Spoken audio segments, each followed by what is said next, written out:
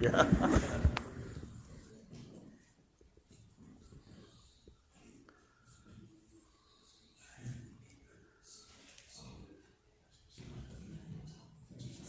Sure.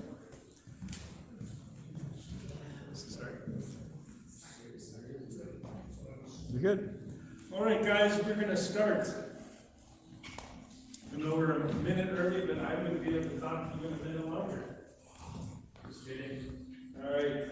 Well, Captain Dave Stoops, Denver PD District 6 and traffic ops, and also accident investigator. So I'm very, very thankful to be here, to be able to put this seminar together to help you and help us. There are some thanks that I just have to do real quick. So first off, I want to thank our presenters for coming to sunny Colorado, as well as Sergeant Ford. So he's over here somewhere. There he is. Thanks to Randy Miller, who is the landlord of this wonderful facility at Wellstone's Crossing. Thank you so much for opening your doors to us so that we can do this. Josh from Dossmeyer, who supplied all the delicious food, and Les at Parker Coffee Cabin, who supplied all the coffee. Huge law enforcement supporters, both of them, all of them actually. So Jen with Thank a First Responder, who continues to amaze me, putting baskets together for first responders to say thank you. So all those baskets back there are for you guys.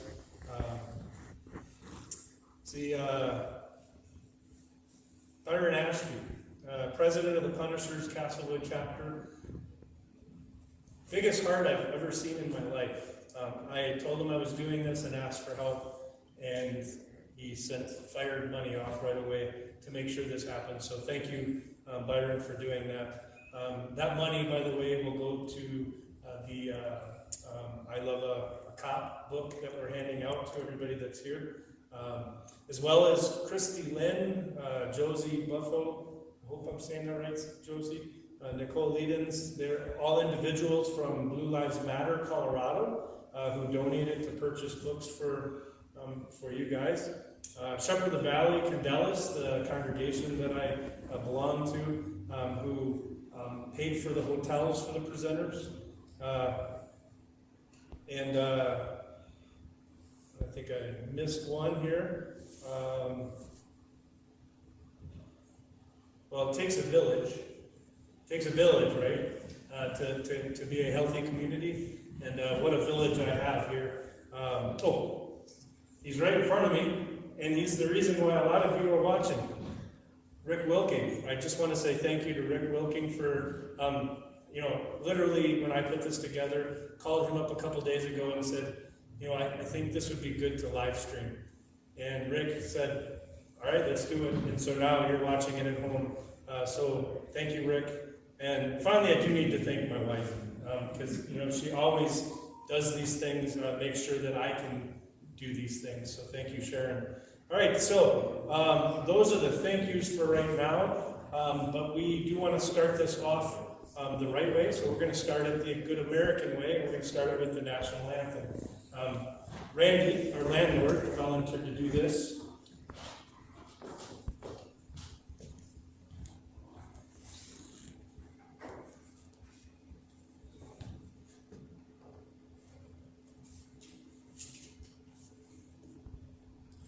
Okay, in honor of the first responders, I'd like to really tear this up.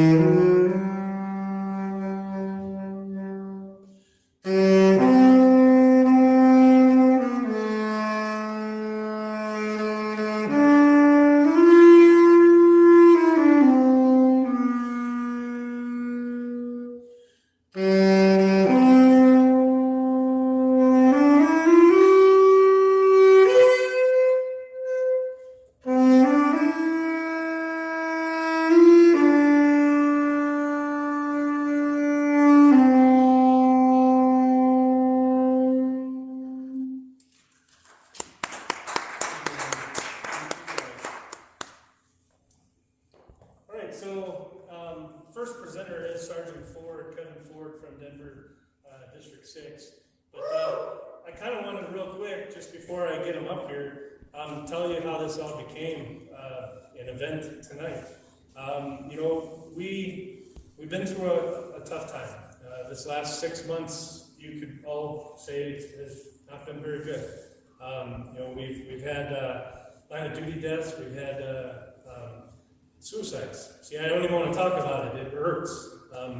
But I have to say, it's got to stop. We got to stop this. And you guys are amazing people. You are wonderful, wonderful people that the world loves you. And so this is really the start of a conversation. This is really a start of something. This is not going to be the finishing product. This is a start, though. And so when I put this together, I reached out to some friends of mine, some classmates of mine who are the presenters, and then Sergeant Ford volunteered to help with this. And so again, this is not the end, the be all, the end all, but this is going to be a good starting for our conversation. So I will ask Sergeant Ford to come up, and thank you. Thanks, Dave. All right. It's been a little bit of a thank you fest to start out with, but I'll start out with that as well. So thanks, Dave, for putting this all on, and everybody for making this happen, the other presenters and people that came, and those that are watching. So I appreciate all that. I feel a little bit like a fish out of water, like I'm in church, and I'm probably about to say some inappropriate things. So so that's going to be a little strange for me. So I apologize for my presenting style to begin with, but I'll be the guy that hopefully makes you feel a little bit more comfortable about being on a law enforcement, suicide, PTSD, relationship type live stream and event. So, yeah. So before I get too much started, let's take a little bit of a moment of silence for two people. One of those people is going to be Officer Rudy Manzanares, just Denver PD District 6, who lost his life to suicide last month, and then also Detective Kurt Holland of Commerce City Police Department, who lost his life in the line of duty and we laid to rest over the weekend. So if you could take a brief moment of silence for them.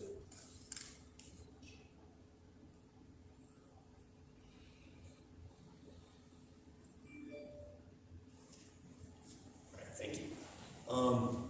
So I kind of feel like 2020 was kind of a kick in the ass, right? And I feel like if 2020 hasn't kicked you in the ass yet, then either consider yourself lucky, or maybe you should hide in your closet with your body pillow or something like that to kind of stay away from the ass kicking that's about to come your way. But I feel like for all the reasons that Chaplain Dave said, it was a kick in the ass, and for more reasons. And as law enforcement, we probably took it a little bit harder than a lot of other groups around the country.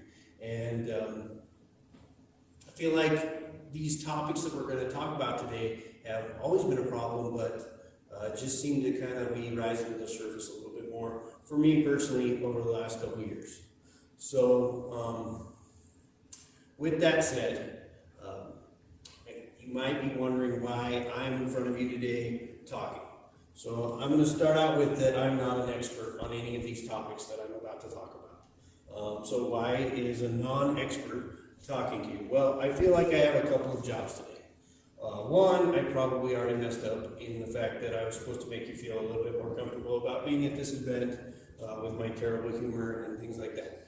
So that was job number one.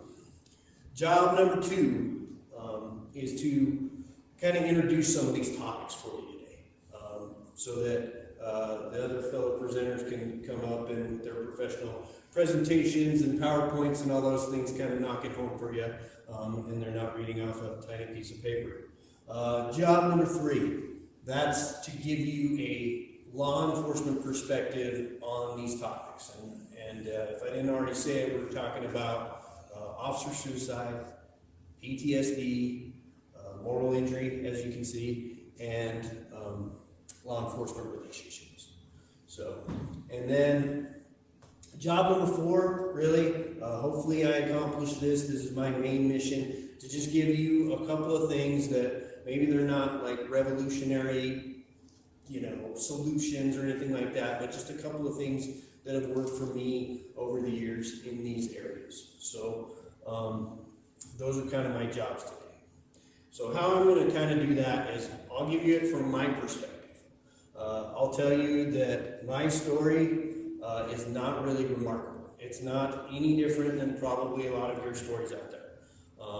And that's kind of the point of it, really, in my opinion, is that if I'm giving you the law enforcement perspective and I give you my story, my hope is that my story is similar to some of your stories out there and that you can take something from it. So this is done intentionally.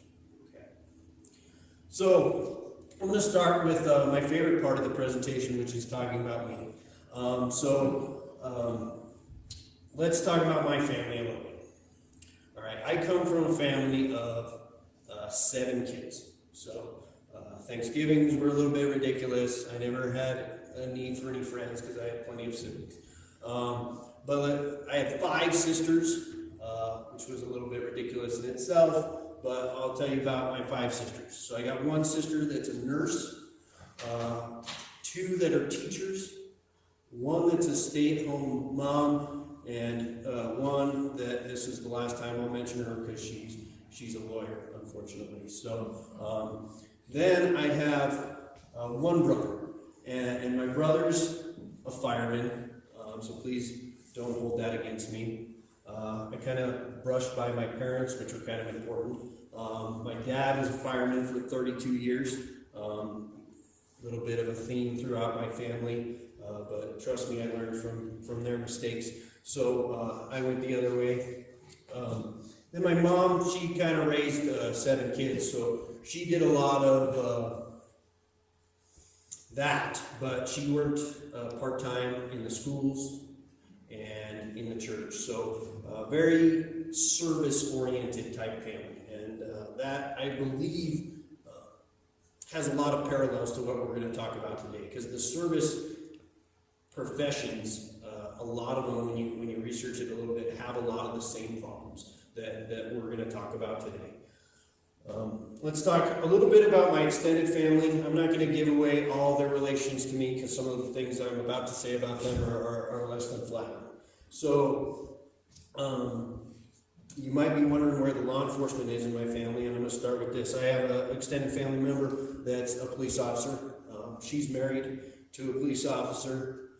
Currently, she's in another state in a rehab facility because she attempted suicide and she's dealing with addictions to drug and alcohol. And her husband's left raising their kid and having some problems of his own.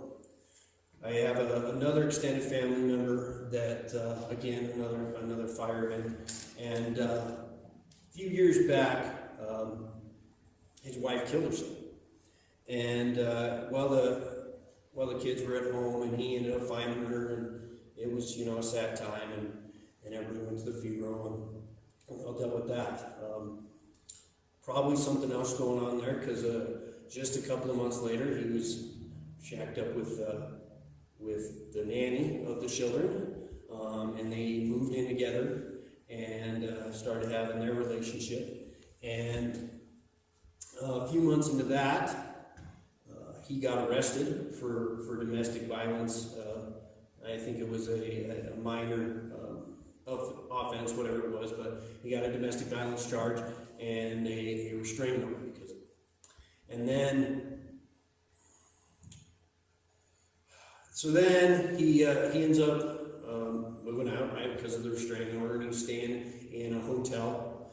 And he calls up my brother one day and asks my brother if my brother can go get one of his guns, because part of the restraining order is that he couldn't have guns. But so he couldn't go to the house and have contact with his wife, but he wanted to see if my brother could pick up one of his guns. Luckily, my brother called his much smarter and better looking brother, and asked him his opinion, and I told him, yeah, don't do that, don't do that. And so he didn't do that, and lucky because shortly after that, the local police department in that area surrounded my cousin's hotel room, and he committed suicide inside while the cops were surrounding his hotel room because they had found out that actually he had killed his wife, and it was not a suicide at all. So then I have a cousin that was an Adams County Sheriff's deputy up north, and on January 24th, 2018, he was killed in the line of duty, shot and killed in the line of duty. And that had a very profound effect on me as well. Kind of felt, I don't know if responsible is the right word, but when he was looking around at public safety jobs, he first wanted to be a fireman like everybody else in my family. He didn't do that. He ended up doing right along with me and falling in love with police work, and then ultimately got killed in the line of duty several years later. So that weighed a little bit heavily on me, in the fact that it kind of felt a little bit like I got him into the profession that ended up killing him. And that bugged me for a while, but I've since come to terms with it, as he loved what he did. So, and I think if he was here today, I don't think he would have changed a thing. So, so that's a little bit about my family. As far as I go, when I was growing up, at a pretty young age, I had two real good friends. And one of the friends was a little bit older than the other of us two. And he started dating a girl, and she got him kind of heavy into like the drugs and the alcohol, and he started acting like a different guy. I'll not get into all the details, but essentially one day he brings a gun and he kills my best friend, and then he pointed the gun toward me, and for whatever reason he didn't shoot, and then he killed himself. And so so obviously that had a pretty profound effect on me from a young age, and I dealt with some things that I didn't really know what they were at the time, but now I can pretty safely tell you it was some PTSD symptoms and things that go along with PTSD. So again, it's not some sort of story that stands out from probably a lot of you. All of us have tragedies in our lives and things that we've dealt with, but I wanted to show a little bit of the fact that the service industry that my family represents, and some things that I've gone through. And not to give you a resume or why I'm qualified to stand up here and talk to you, but just to give you an idea of the platform that I speak to you today. So that is a little bit of background on me. So now we'll move on away from my favorite part of the presentation. So I'm going to talk specifically today about PTSD from a very layman's, just Kevin perspective, okay? And I'm going to talk about a little bit about suicide from the same perspective, and a little bit about relationships and the issues that we kind of have as cops from that. Okay, so that's what I'm going to cover today. I'll start with PTSD. Okay. Oh, move over here. This one gets you more light. Okay, I'm sorry, I'm out of the picture, so I'll just stand here. I do little awkward movements, I apologize, but PTSD, all right, so let's give you, I guess, Kevin's thoughts on PTSD, all right? This is very unscientific, so brace yourselves, all right? PTSD, to me, is a abnormal reaction to a traumatic event, that in the fact that when a traumatic event happens, everybody's going to have some sort of reaction. And most of those reactions are going to be normal. But PTSD is kind of being stuck, in my opinion, in that event. So you didn't, for whatever reason, process it the way that it should have been processed, I guess. And you're kind of stuck in that event, and you're not kind of moving beyond that event. And essentially, you're stuck in the trauma of that event. So every time you think of it, every time you deal with it, you're re-traumatizing yourself, is how I experienced it when I danced with the devil a little bit, right? So, so that's kind of what PTSD is to me.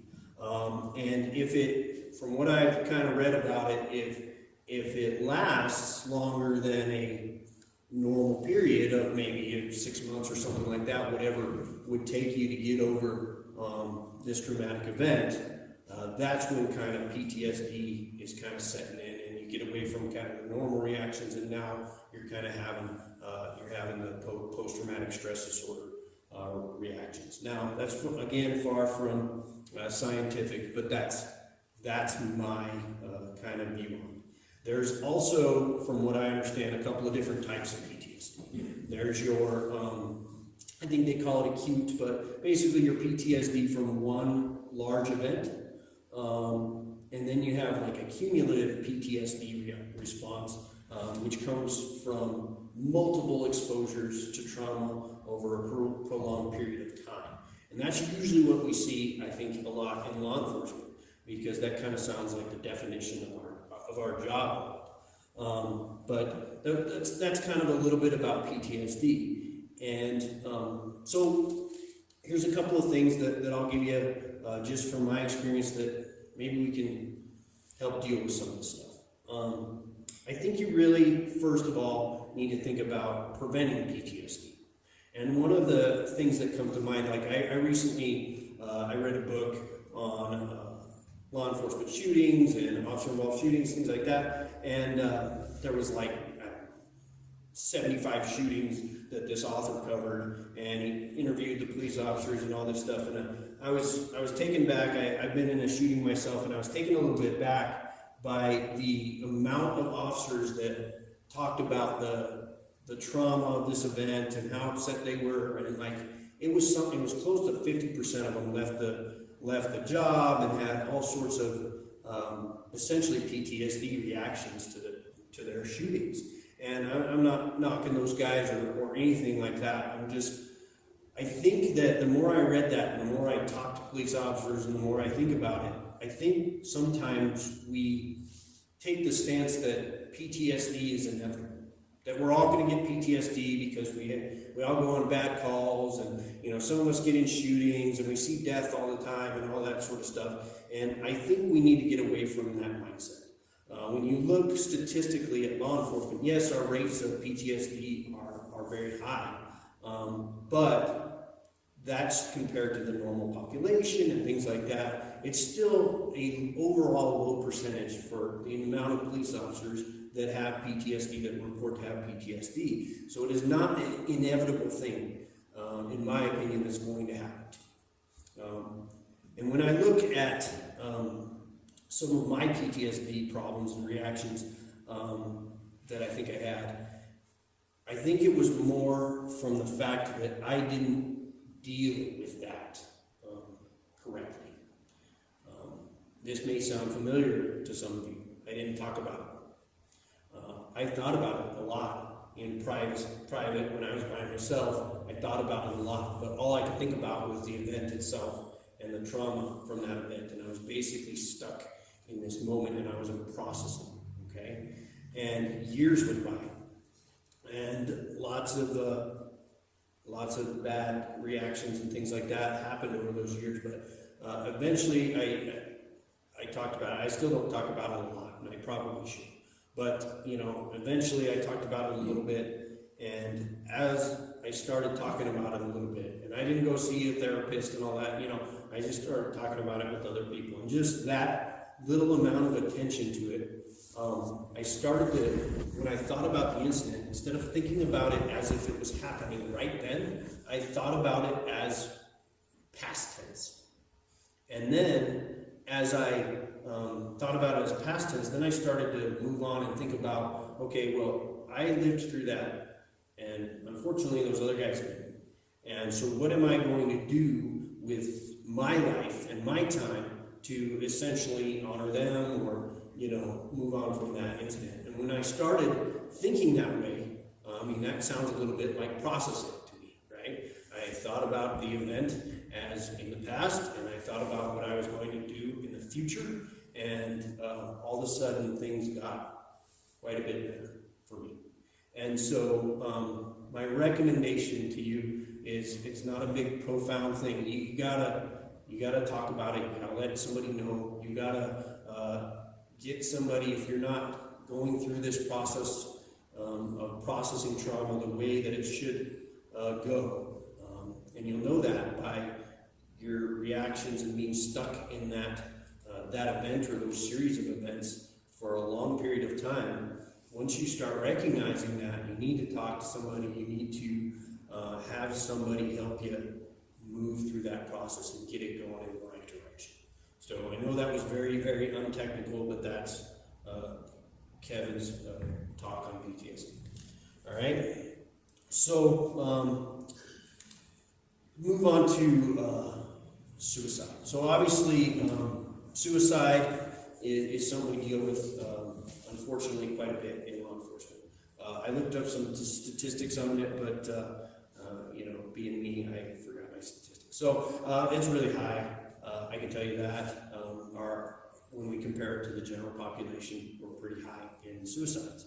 And when I talked about PTSD, and when I'll talk here in a minute about relationships, you can see some of the reasons why. And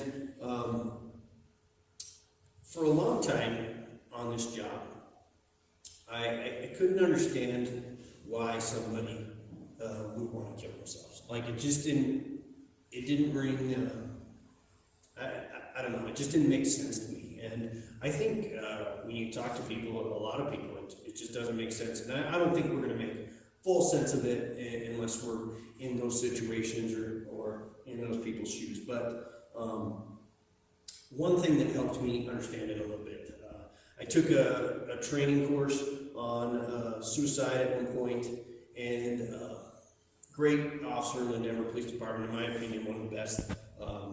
Officer Danny Byth was our wellness coordinator at that time, and he was doing this training on law enforcement suicide, and I still can't tell you today why I went to that course. That is not normally a course I would sign up for, but I did.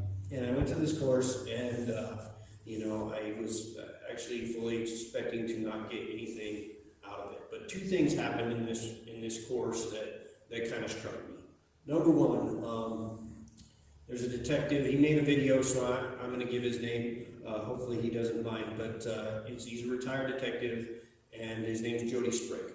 And he was on the Denver Police Department for a long time, and he, at one point, tried to kill himself. And he overdosed on pills, and he tried to kill himself. And unfortunately for me, that was about the second call that I went on out of TO, was another police officer attempting suicide. And I didn't know him at the time. Somebody had to tell me who he was. So, it had an effect, but maybe not as much of an effect as it should have had. And then I'm in this class, and I see this video of Detective Sprague talking about his entire journey through battling suicide and all that stuff, and his suicide attempt and why. And so that struck me a lot, as I had been on that call and seen him in a medical emergency, and luckily he was able to live and pull through it. And it was essentially, the reasons he gives is it was all stemmed from actually one of his shootings and not dealing with that properly.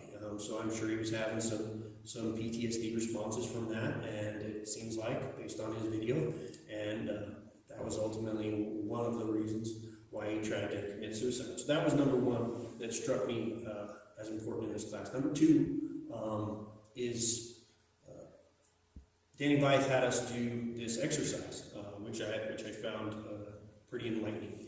He said, write down the 5 things that are most important to you in your life. And these can be your family, your job, your health, your religion, whatever it is. Write down your top 5 things. Okay, we write down our top 5 things. And then he's like, all right, cross get to your top 4, so cross one of those off the list. Right, so we get to our top 4 and we cross one off the list. So, all right, now get to your top 3. So cross one off the list. Let me cross another off the list. I was like, so now pick your number 1 most important thing in your life in that list. Okay? Now cross that off. Well, he goes, well, now is suicide an option? And, to me, that kind of had an effect on me in the fact that, you're losing these important things in your life, or perceived that you lost these important things in your life. And as they go away, suicide becomes more of an option. Those are some of the things that I think about when I think about suicide. So, kind of, to me, one of the things that I hear, we've all been on, as far as law enforcement officers, we've all been on a bunch of suicide calls, right? And one of the things you hear from the family members, you hear from the coworkers is, if only he or she would have told me, if only they would have talked to me, we could have done something about this, and why did they have to do this and all that sort of stuff. We usually blow it off as grief or whatever, but there is a little bit maybe of truth to that. Is that I can't draw a lot of parallels between the suicides I've been on, and to be honest, I don't know a lot of it. We process the scene and usually leave, but when you're dealing with the family members and talking to the family members, one parallel I think I can draw between most of them is this, and the fact that if they only would have let somebody know, and I think that's important, just like I talked about with the PTSD. And I know it's not some big revelation or anything, but we have to communicate. We have to talk to people. We have to reach out to those that we care about, and we have to let people know that whatever's going on, so we can get a little bit of help, right? It amazes me that in law enforcement we probably have more training than almost any other profession, maybe short of like psychologists or chaplains or something like that, but we have so much training in how to communicate with people. You got your verbal judo, your CIT, your interview interrogation. We get hours and hours of training on how to talk to people, and we suck at talking to people. We suck at talking to each other, and I'm not saying, maybe all of you suck. If you're like me, you suck, okay? And so we suck at talking to people. We need to reach out and talk to people. Other things, like, to me, attitude makes a huge difference. You need to have as positive an attitude as you can, and you need to latch onto those things that are important, that got you into this profession in the first place, got you into this relationship in the first place, and you really need to hold on to those things. And control, think about the things you can control, think about the things that you can't control, and really focus on those that you can control. And you gotta, I know it's tough, but you gotta forget about the things that you can't control. We can't control what people think about the police and defunding the police and riots and all the civil unrest and all that stuff, and we can't control it. All we can control is our response to that stuff. And so really, theme is running here, but also, I think as cops, I hate to say it, I'm sorry for everybody out there that works more off duty than anybody else, but we need to work a little bit less. We need to make time for our families, and we need to make time for the other things in life that are important. We're at work constantly, and unfortunately our work a lot of times is pretty negative, and it can give us a negative disposition on this world, and it makes it a little bit tough to stay positive, and it can get us down in the dumps pretty quickly. So we need to work a little bit less. And then finally, my last thought on suicide is that all of you signed up for a selfless profession. You did this to protect and serve is our motto, right? And those whom you should most aggressively protect and serve are are the people that you love. And that should include you. And it's not fair to, I hate to put it this way, but it's not fair to your family, it's not fair to the people that love you, to not only should we, not only should we concentrate on getting home at the end of the shift and being safe, we should also concentrate on when we get home, being present and being not an asshole, and all of those things that, not depressed, not, all of those things. So we need to take care of ourselves. And this is a issue that we've ignored for far too long. Okay. So that's kind of Kevin's crash course on suicide. So I'm going to move to my last topic and then blaze on so the next presenters can get up here. So the last thing I'm going to talk about is the thing I'm definitely not an expert on, and that is relationships. I think my wife laughed out loud at me when I told her I was going to talk about relationships. But that's the reality of it. So I was trying to think about what can I talk about with relationships, because I'm not even sure that I'm good at it. And I think my only qualification for really talking about relationship is I'm in a room full of cops and I'm on my first marriage, really. And so that's really my best qualification. But I started thinking about relationships, and I thought of two things. And first I'm going to share with you a story that I think could have gone really bad and turned into a big problem for my relationship. I shared with you a little bit earlier that I was in a shooting. I was in a shooting in 2009. My wife at the time was a public safety cadet, so basically like an explorer to some of your departments or whatever. And she was actually on a ride-along in a different district in Denver that night.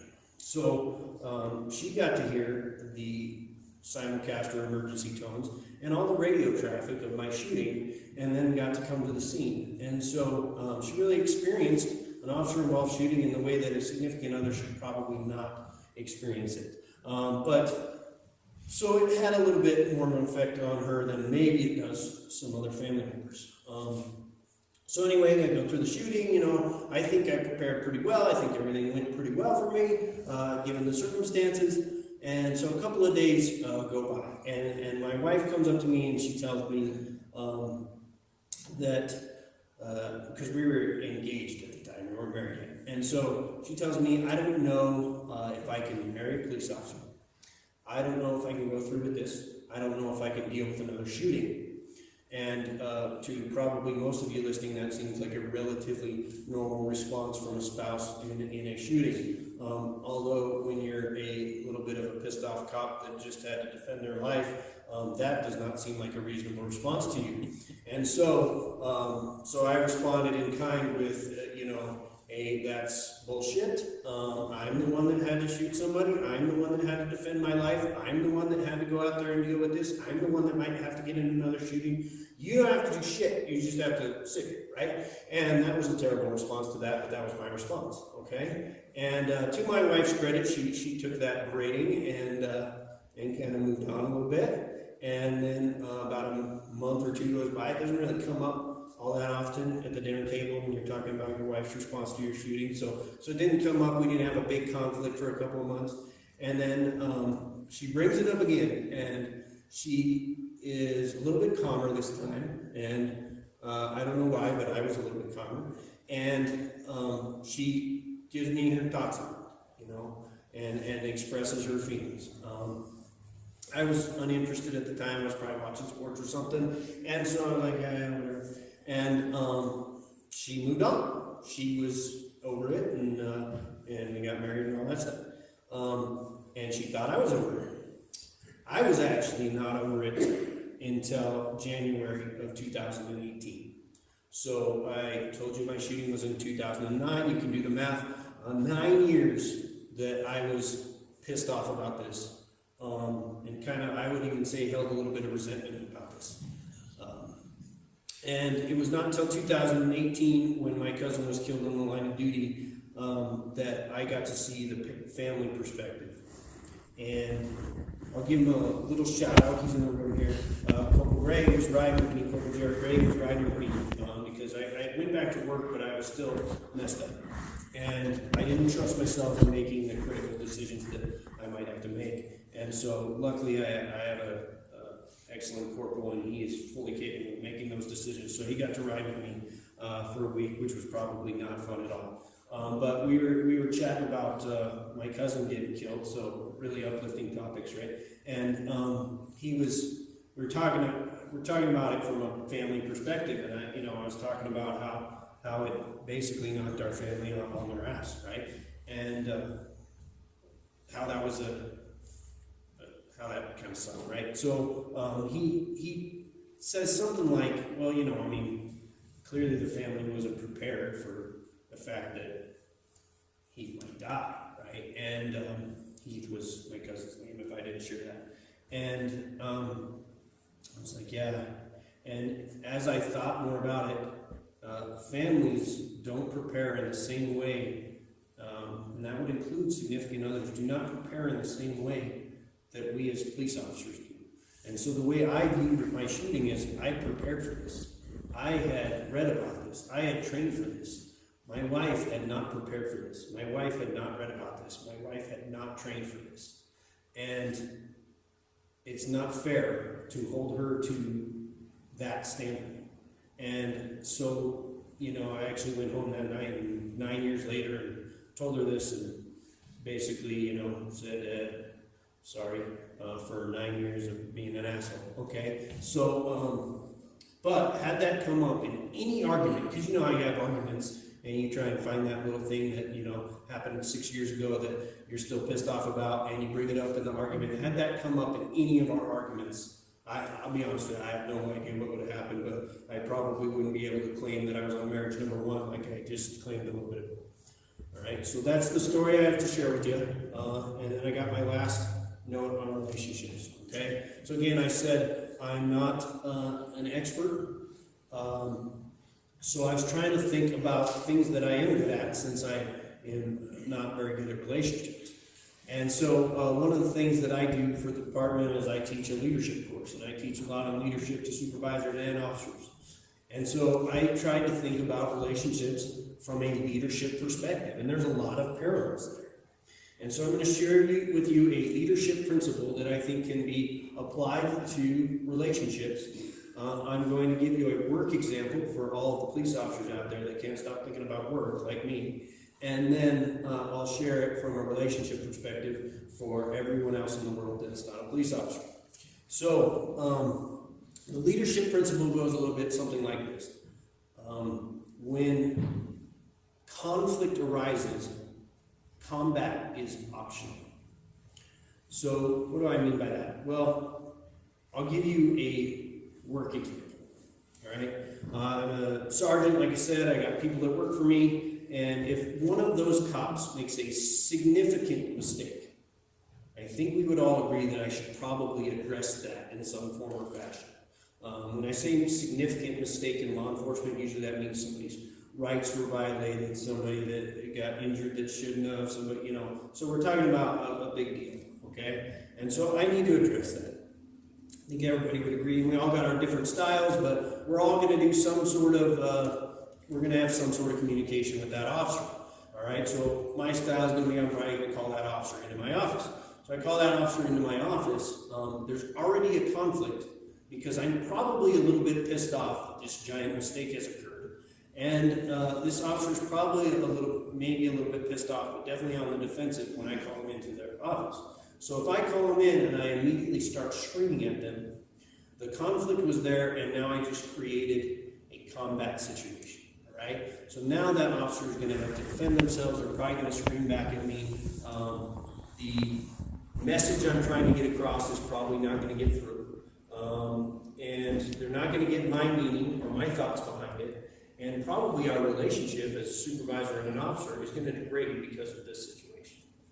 All right? Now here's the relationship example. It's pretty much exactly the same thing. When you have a significant relationship issue, you probably should deal with that. As somebody that's in a relationship.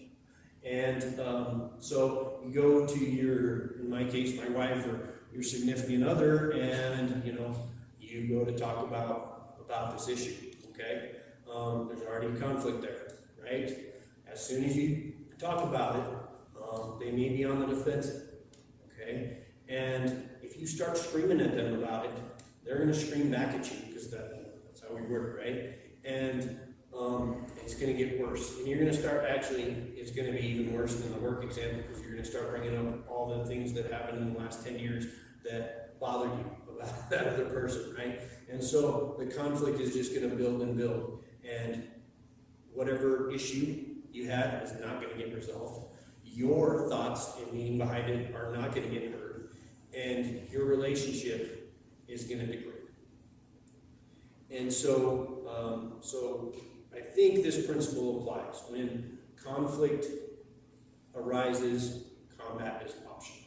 So how do you deal with it? Well, how about I bring that officer in and I ask a question. This is how I do. Tell me what happened. And usually what I find from that officer is that what I think happened didn't go down the way I thought it went down. A lot of the facts that I thought I had were wrong. And I get more of their perspective. And I might even have been dead wrong about what happened. But even if I was right, by the time they're done explaining, just by having that conversation, that calm conversation, I'm calm. And now we can talk and they can get my meaning behind it. We can resolve that issue and our relationship will improve because of that conversation. And the exact same thing can happen in a relationship where you go to your significant other or whoever it is and, hey, what do you think about this? What happened? What's your thoughts? And when they start explaining, you might see their side a little bit more. You're definitely going to be calmer. You can work together towards a solution and your relationship will improve. So hopefully you guys got something out of this, but that's just cop's perspective on a couple of issues that we're facing. So I appreciate your time. Thank you.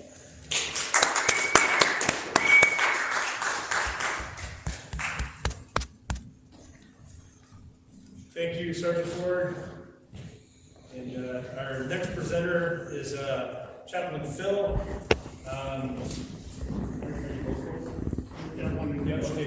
So it is Chaplain Phil and Chaplain Diane. So both of these individuals are classmates of mine when I went into the chaplaincy program, and they're here to talk about PTSD. No, I'm sorry, a moral injury, and then later on PTSD. So I'll let you go ahead and fill in and everything.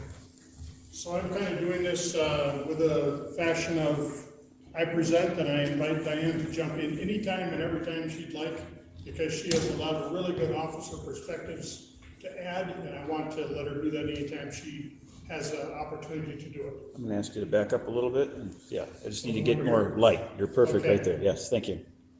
So I'm really happy to be with you. Those were excellent words you just heard. I hope everyone who heard them took them to heart. I'm going to be trying to bring you three different things.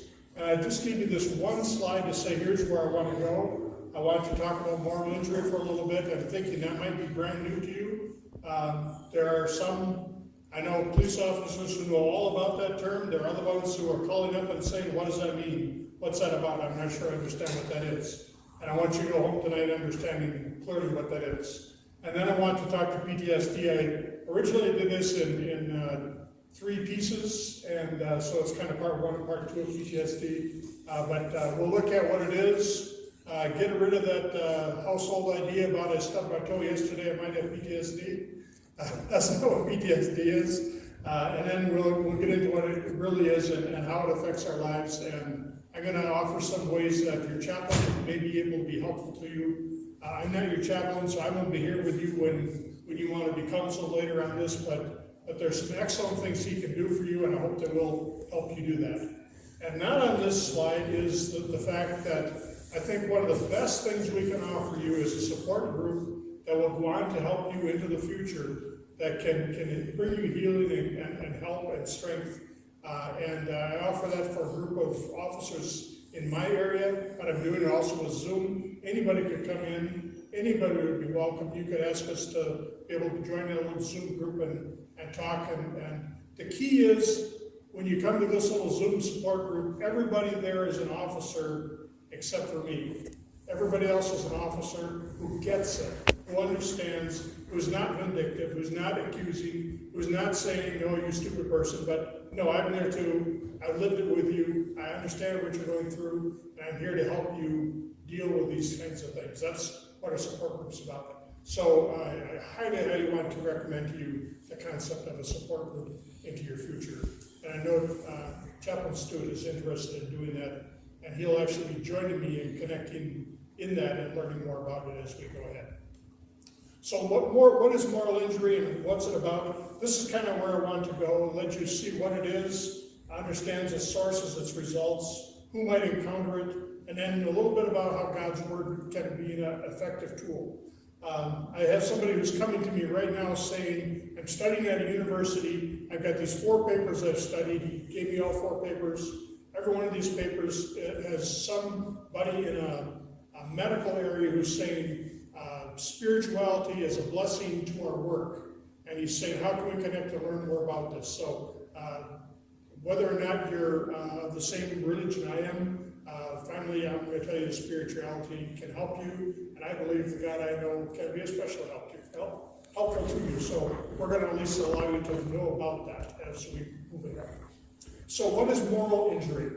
When an officer comes off of a scene saying that was really, I'm going to put in the word messed up. You might use a different word right there, but it's really messed up what I saw today. What you're really saying is nobody should have seen what I saw, smelled what I smelled, endured what I endured, felt what I felt, whatever emotions and feelings you're talking about, that was bad.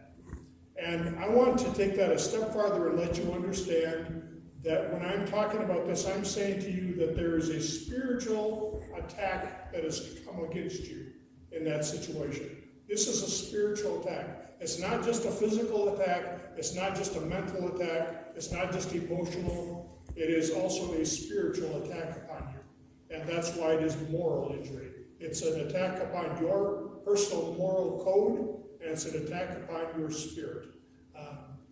So that's why it needs spiritual healing. And this is where I'm highest qualified, more than a doctor. A doctor can't diagnose this, but this one I can diagnose. This is where your chaplain and I have the highest credentials in the world.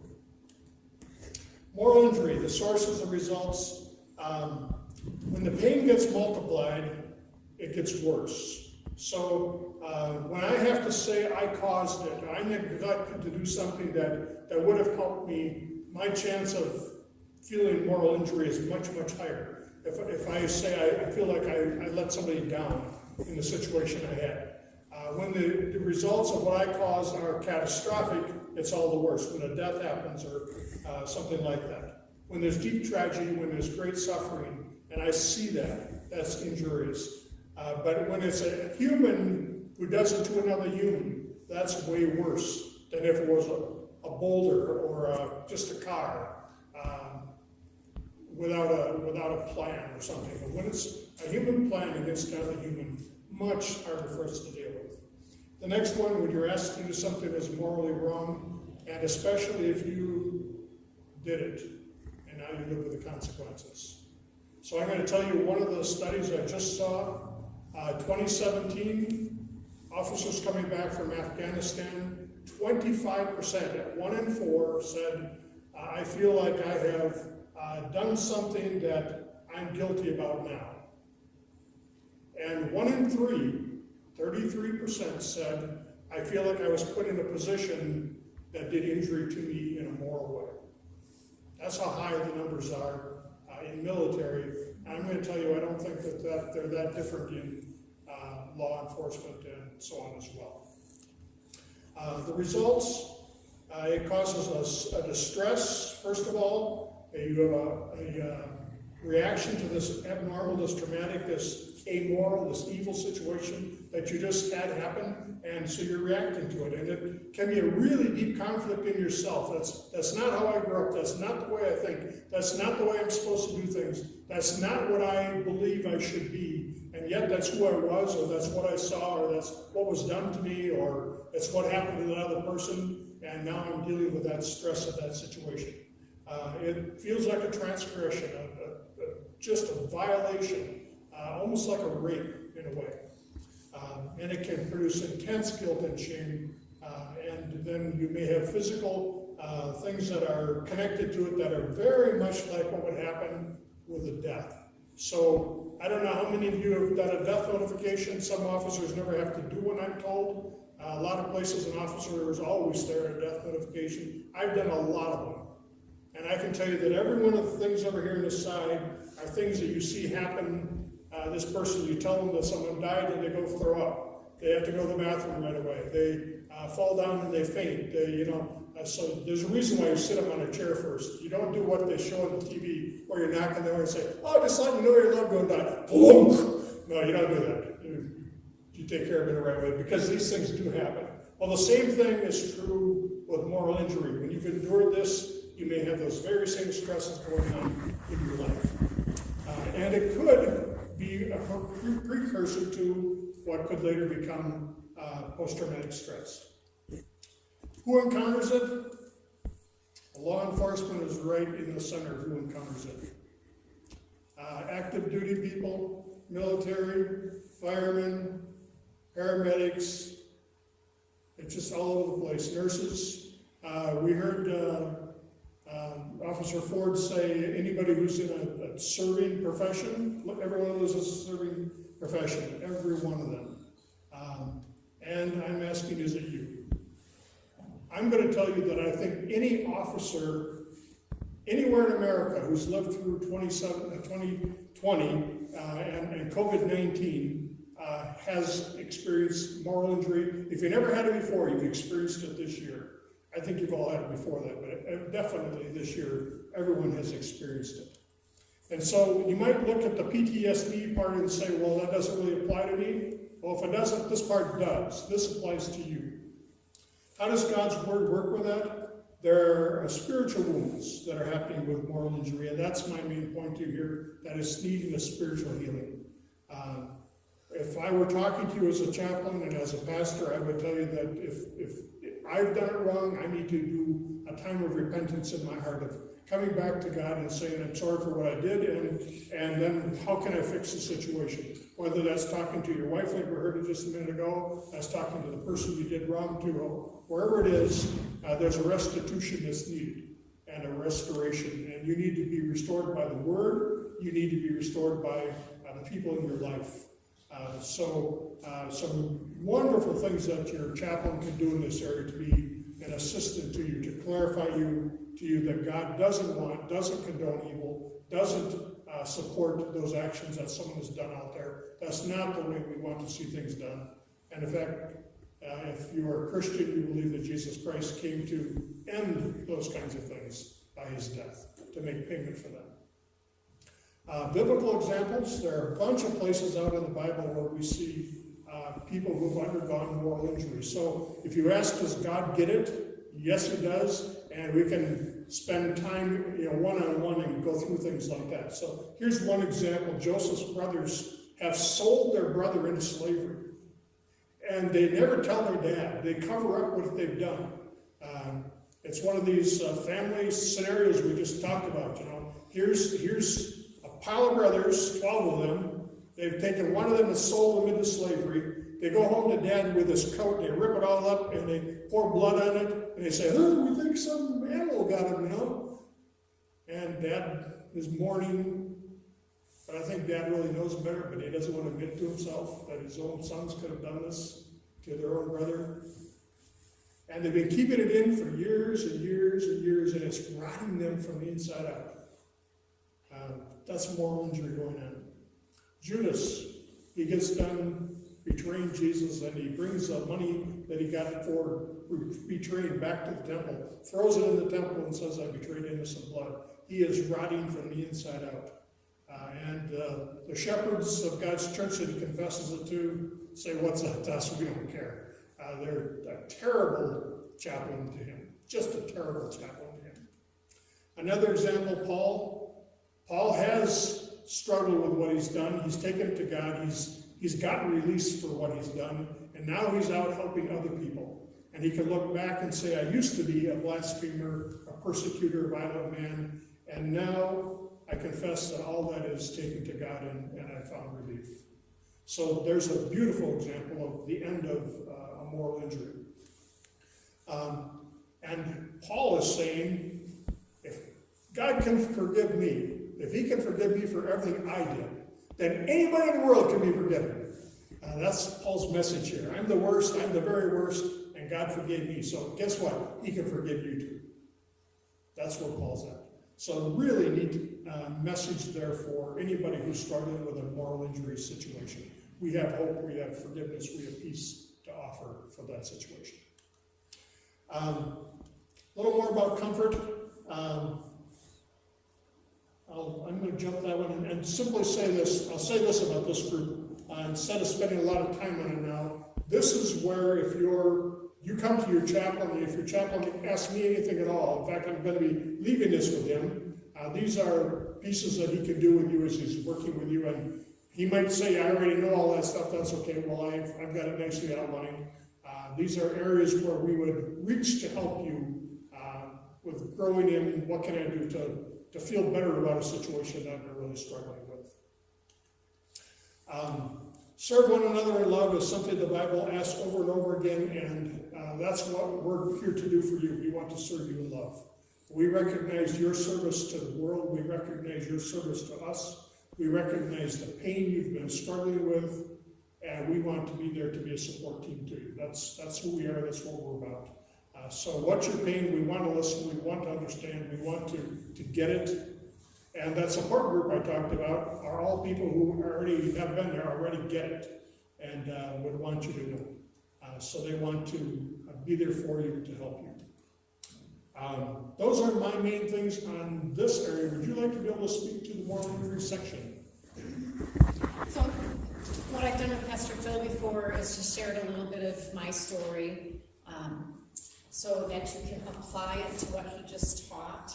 And what I'll say about the moral injury, what presented in me was I was a police officer for 24 years, and I worked for 14 of those years. I investigated crimes, domestic violence, and sexual assaults to children and women. And it was extremely taxing. I mean, there were days that I would get 11 investigations in one day. So I always felt this enormous weight to work as fast and furiously as I could to protect these kids and these women. I was in a 20-year marriage that was extremely painful. We fought the same way all the time. It involved alcohol and unresolved conflict and harsh words, and then the silent treatment for days, and that went on for years. So I just felt like I was slowly dying on the inside. My family meant everything to me, so I worked as hard as I could to keep it together. I had twin sons. They're now 32, and we adopted a foster child when she was 4 years old. My sons were 12. She was cognitively delayed, so it was extremely stressful raising her as well. In the police department, when I finally hit the wall, we had a punitive chief of police. He aligned himself with the community and demoted a whole bunch of our senior supervisors punitively, because he was a patrol officer at one point, so he was doing some payback. And there was an officer-involved shooting. 2 white officers chased a black suspect into a basement of a church in the black neighborhood. And in the basement of this church was a daycare. And the suspect hid in the boiler room, and the officer that went in there with his gun drawn, the suspect grabbed the gun. The second white officer came in and shot the suspect. So there was a big uproar in the community, similar to what we're having this year with Black Lives Matter, and our chief aligned himself with the black community and the black pastors who were calling us racist, and so it was a very punitive time in our police department. I was going through a divorce then. And my daughter was, my children were in crisis. So I was, in a hostile environment at work. I was beat down. I was just, I just felt enormous shame and pain. And I felt like, I was the one that wanted to be a cop. And I was losing my identity as a police officer. I was losing my identity as a wife. My children were in crisis. I felt like I had done a horrible job. And I just kept breaking and breaking until I was getting migraines, skin and bones. I was also involved in an officer investigation. I don't remember what the specifics were, but the officer ended up getting fired. So I had to testify in front of an arbitrator for the city of Rockford where I worked, and the union. I had to testify against my own union. And I just felt like the department hung me out to dry, putting me in that position. So I had all these stressors coming at me, and because of the length of time that I didn't ask for help, because I didn't want to give up any of these things, I really didn't know how I had gotten so badly broken, so I lost my voice. I didn't even know what happened to me. I just knew that I was no longer the same person I once was. My church life struggled. I was mad at God because my God wasn't near me. And my chaplain came to my rescue. And what he just said about the gospel messages, because I felt God had abandoned me, he was telling me just the opposite. No, God loves you. He's here for you. He promises that he'll never leave you or forsake you. I needed to hear those things on a daily basis.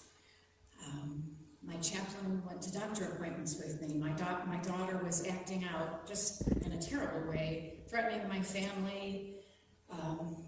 By that time, I was a single parent. I was the insurance provider for my children. My sons were 19, my daughter was 12, and she was threatening to kill us all on a daily basis, running away from school. So I had to leave work and go take care of one crisis after another with her.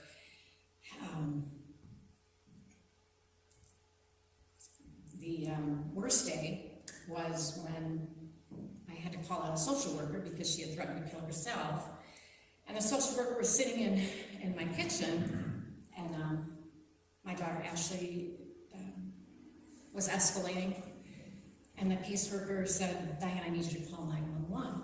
And I looked at her and I couldn't move because I thought, well, I can't call 911 because I'm the police, The amount of shame and failure that I felt at that moment, because I had said it many times on the job, why can't these parents handle their kids? Well, that was me.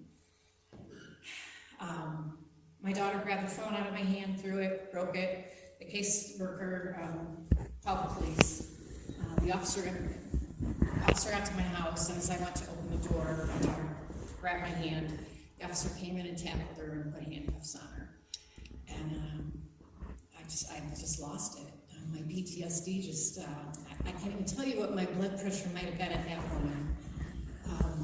I went to work the next day, and my daughter was taken to a children's hospital, and I thought, my whole family is just disintegrating before my eyes. I went to work the next day, told them what happened, because police were called, and I just felt like I lived in a nearby community, so I felt it was a professional courtesy to tell my supervisors. And I could just tell within probably 2 days, I felt real faint. I felt like I was having these out-of-body experiences. The stress was so bad. I felt like I wasn't even capable of completing a sentence, a full thought. I told my supervisor, I think I need to take a leave of absence, and I did. I went home, and I wasn't sleeping, I wasn't eating. I couldn't even go to the bathroom. I finally I just was on the couch all the time with a hot pack on my chest because it it felt like an elephant was sitting on my chest with the anxiety being so badly. Within a week, my supervisor called me and said, "We need you to turn in your gun." I'm, "What?" "Yeah, we think you need to turn in your gun." I thought, what are you doing to me? You know, I'm the one that's asking for help. I'm telling you I'm sick. I'm getting help. Why are you taking my gun? You know, now my health is gone. My family's gone. Felt like I was in financial crisis. Now what am I going to do? I mean, I was really pushed over the edge. I was not suicidal, and I told him that. I wanted the pain to stop, of course, but I don't know how I would have gotten through those days, months, and it even lasted probably for 2 or 3 years, you know, before I took a 3-month leave of absence. Pastor Phil made many house visits. And again, like I said, he came to many doctor appointments with me for my daughter because she was just she was just very difficult for me, just filled with anger. As an adopted child, she had had so much rejection in her life, and I just really wasn't capable of finding enough emotional support for all of us, let alone myself. I went to therapy, was on medication, and the divorce was extremely ugly. Diabolical at times, so Pastor Phil would go to court with me at times just as a support. I don't know how I would have gotten through those days. So God sent a chaplain to me, and my story gets better, but that's all I'll say for now.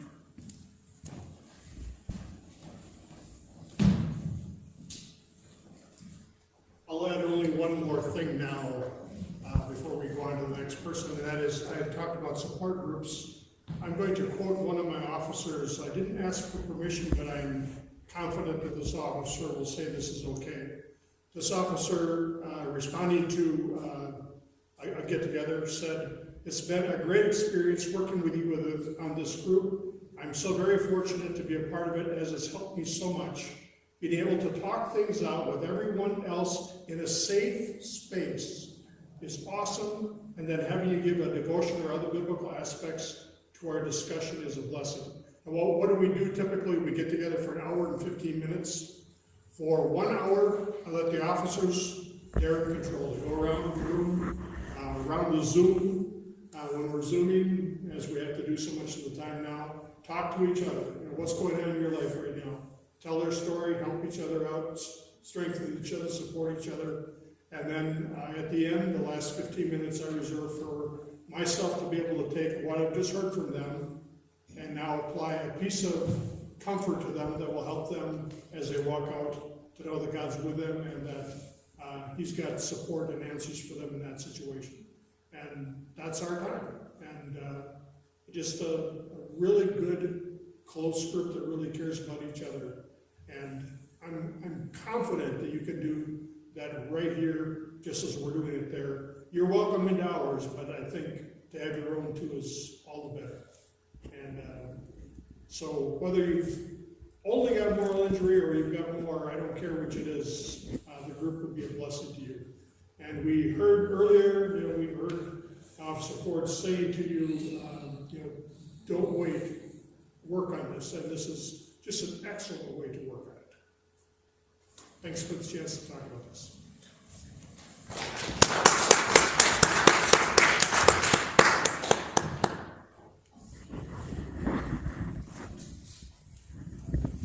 So we'll go ahead and take a 5-minute break. Bathrooms are down at the end of the hall there, coffee, and there's danishes, and then I can't tell you where to go in your living room. So be back in 5 minutes.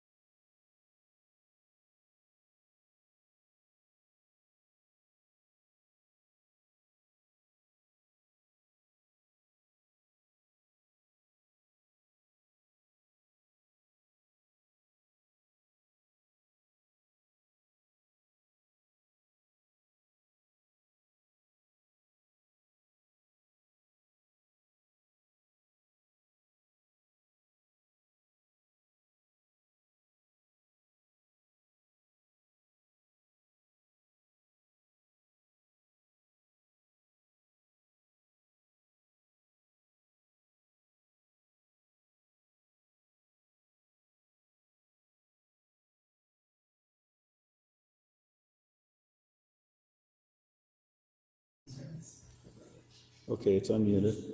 Okay. Well, welcome back. Again, thank you guys so much for tuning in, for coming tonight to start this conversation. And again, really, that is what this is. This is a beginning of a conversation.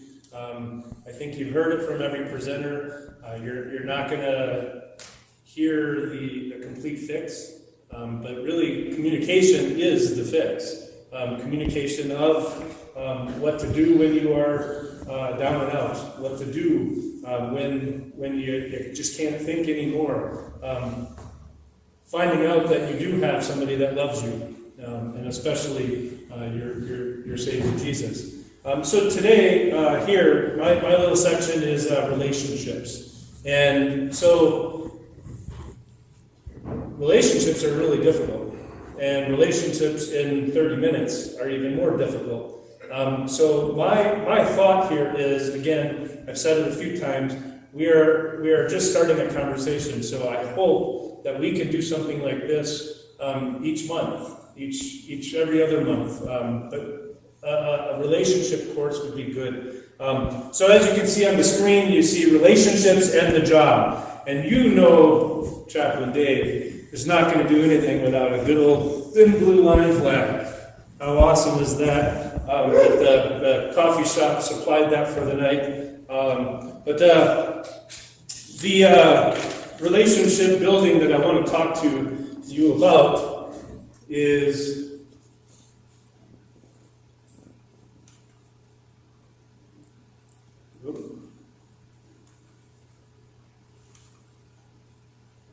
don't tell me my slides are not going to work. Think of a quality that you're first appreciated about your loved one. I'll give you a second. Just think of that other half that you have. What's a good quality that you have in that person? Maybe it's a family member, maybe it is a spouse, girlfriend, uncle, aunt, doesn't matter. And then my next question is, what made you decide to become a police officer? And I am going to ask the question, so if somebody wants to jump out and say something, great. Anybody? Want to help people. Okay, want to help people? All right. Serve the community that I'm working with. Serve the community. Serve the community that you live in, that you work with. Yep. What about that quality of a loved one?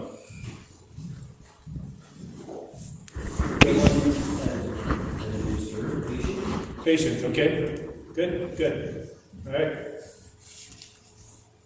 Well, here you have a picture of my family taken on a little trip in California. We had served up in Canada for probably at this time about 5 or 6 years at church up there, and I was a chaplain for the Mounties. Some of the Mounties are listening, so I want you to know that I put you in here, so that's good. But yeah, we were on a vacation in California. I was on really the top of the world. I love the beach, I love the vacation, I love being there, but more than anything, I got the opportunity to serve a congregation up in Canada, the Word of God, and it was amazing.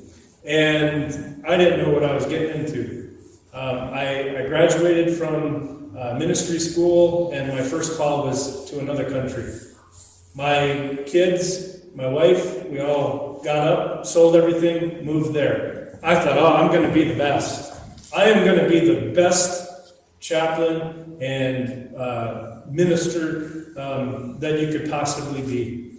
I became a chaplain for the Mounties. I took on all of this stuff because I wanted to make a difference. I wanted to change things. And so this is what I did. And then I found myself sinking badly because, you know what, I forgot the qualities that I first appreciated in my family. Because I left them in the dust. I abandoned them in a big way. I moved to Canada, yeah, they came with me. And yeah, I was a coach for my boys' football team. And yeah, I was still married to my wife. And we went to movies and things like that. But I was gone. I wasn't with them. You see, what happened was I loved that flag. And I loved serving people Jesus. I loved that thin blue line so much. This is what happened. So hopefully you can see this. There's a family of 5, but in this picture, 1, 2, 3, 4, and my dad. My dad's there too, by the way. He came for that vacation. So 6, but where's me? I left them. I abandoned them. Well, there's me. And I do have to give a little thank you to my bishop, Pastor Beauvais in Minnesota. I constantly do this to him. I've been out of the ministry school for years, and what do? I call him up this last week, and I said, I can't get my computer to cut me out. So do that for me, because I do that all the time to him. When I was a student, I said, "Oh, I have this really good idea. I want to draw some shepherds and for Christmas for kids, but I'm not an artist." Pastor Beauvais, draw that real quick, and he did, and he did this. So he cut me out, and I got to tell you, it was an eye opener for me to see this picture, and I wasn't there, and I'm the one that asked him to do it. Oh, I just wrecked me, man. I was thinking, what did I do? Right? Why did I leave my family? I didn't communicate with my family. We asked. I said, "Yeah, hey, we're going to go to Canada. We're gonna go to Canada. We're gonna do ministry. You guys are going to do it with me." Instead of really asking them, right? And I think we do the same thing in our law enforcement world, don't we? We train and we work so hard, we exercise, we do everything that we can to be the best cop we can. We do this so that we can come home. Yet, then we forget why we really want to come home. So, Sergeant Ford turned me on to this book, I Love a Cop. And he said, "Hey, you should look at this book." And I did, and I had it half read within a day. It's an amazing book, and everybody gets one. I don't really like Oprah, but I was going to take the books and throw them to everybody and say, "You get a book, you get a book," but I won't throw them. But everybody does get a book. And again, I said thank you in the beginning. There were some amazing donations so that we can give these books, because this book is really exceptional. It is really awesome, and it's exactly what we've been talking about. We train, we do things to make sure that we're good cops, but we don't really think about our loved ones, and they just kind of joined us, didn't they? So that's what we're going to talk about. The police officer's paradox. This is actually a very interesting thought in this book.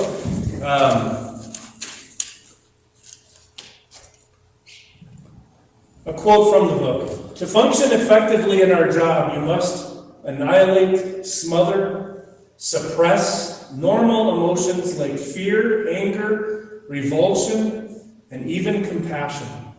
We are victims of our own success, and when these same normal and appropriate emotions surface in a personal relationship, we automatically shut them down, and then we wonder why. Over time, the people we care about the most complain that we are aloof, that we're cold, that we're uncommunicative. Would you relate? Do you agree? Yeah. Another quote: "Officers have been indoctrinated to keep a lid on their feelings. They are warned repeatedly that losing control can jeopardize their safety and their career because they have stifled so much emotion. They fear that letting out just a little may start a flood that can be stopped and take you down." Right? So, and Kevin, you really hit on this. So it's kind of interesting. Respond, don't react. Respond, don't react. What are you trained to do in your job? You're not trained to react, are you? Because if you reacted at every little thing that happened on the street, what would happen? Yeah, it'd be messy. And I learned that from you guys. I'm riding with you all the time. Is don't react, because boy, when I was the young, wet behind the ear, well, I was young when I met you guys, but yeah, I was still green though. I wanted to react to everything. Look, I think he's got a gun. He didn't have a gun. But I felt that way. You guys are taught to respond, right? Respond, don't react. And reactions tend to be emotional, immediate, intense, and as well, they can be fueled by fear or anger. It's way better than to respond, isn't it? So, 4 destructive behaviors to be avoided. Criticism. So you've had a hard day at work, you're tired, you're frustrated, you're not feeling well, and something happens when you get home, and we find ourselves communicating, right? No. Sometimes we find ourselves criticizing, right? Making judgments in extreme or absolute terms. Right? You can almost hear it. You are selfish. You never think of me. Instead, we can say something like this: I feel neglected when you don't tell me. So I'm going to let the cat out of the bag a little here. You guys in District 6 and traffic ops, you know I have your back, right? I love you guys. You're amazing people, and I always have your back. But now that you're here and the doors are shut, you can't leave, I'm going to tell you that I don't got your back on this one. I do. I still have your back. But I also have your spouse's back. I also have your grandma's back. I also have your aunt and uncle's back. I have everybody's back here. Because I know that we can be guilty of this. That we lose sight of that first question I asked.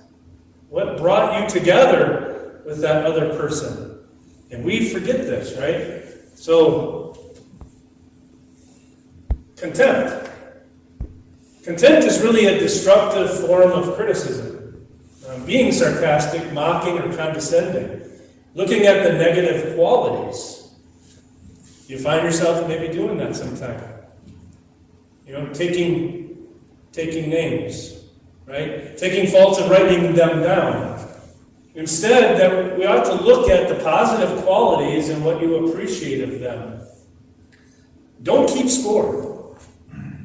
Keeping score in your relationship is destroying your relationship. So instead, write down a list of the positives. And I would encourage you to do that tonight. Write down a list of the positives in your relationship and then post them somewhere. And hold on to them. And when you are in that situation where you guys just aren't seeing eye to eye, start with that list. Defensiveness. Don't be defensive, but listen. And again, I think, Sergeant Ford, you were saying that about your officer who comes into the office, right? Same thing in your family. Don't be defensive. Don't say, oh, I got to fix this. Instead, listen to them. We as people tend to get in an argument that was really avoidable. And it stems from a misunderstanding. I don't know how many times, my wife and I have been married for over 30 years. I don't know how many times we've been in an argument where not only I can't remember why we started arguing, but that was just stupid. But we allowed ourselves to argue instead of look at who we are together, right? We became defensive. We wrote the negatives down instead of the positives, right? Stonewalling. If you can't listen right now, then communicate that. Communicate that. come back to it. So if you really can't talk to each other right now, and there's going to be a time when that happens, communicate it and get back to it. Is your relationship, so this is where we're going to get down and dirty here. I want you to think about this. Is your relationship life-sucking? Or life-giving? Does your relationship suck? Or does it give? Statistics you'll find in the book, there are more negative than positive in your relationship. That would probably be life-sucking. Positive interactions are verbal or nonverbal expressions of fondness, admiration, respect, and regard for each other. Those are obviously positive. In a happy relationship, statistics say that the positive outweigh the negative 20 to 1. 20 to 1. When the same couple is in conflict, though, the ratio drops to 5 to 1. And pre-divorce becomes 1 to 1. Life-sucking, life-giving. This comes back to that first question I asked. What brought you guys together? Why do you love each other? Why do you want to be around each other? If you don't think about that all the time, and instead think of all the not so great things, what's going to happen? It's going to be a life-sucking relationship, right? Not life-giving. Another quote here in the book, Steve, who had panic attacks. After a day of police work, he would return home so exhausted that he would drop into a state of vegetation in front of the TV set, able only to channel surf.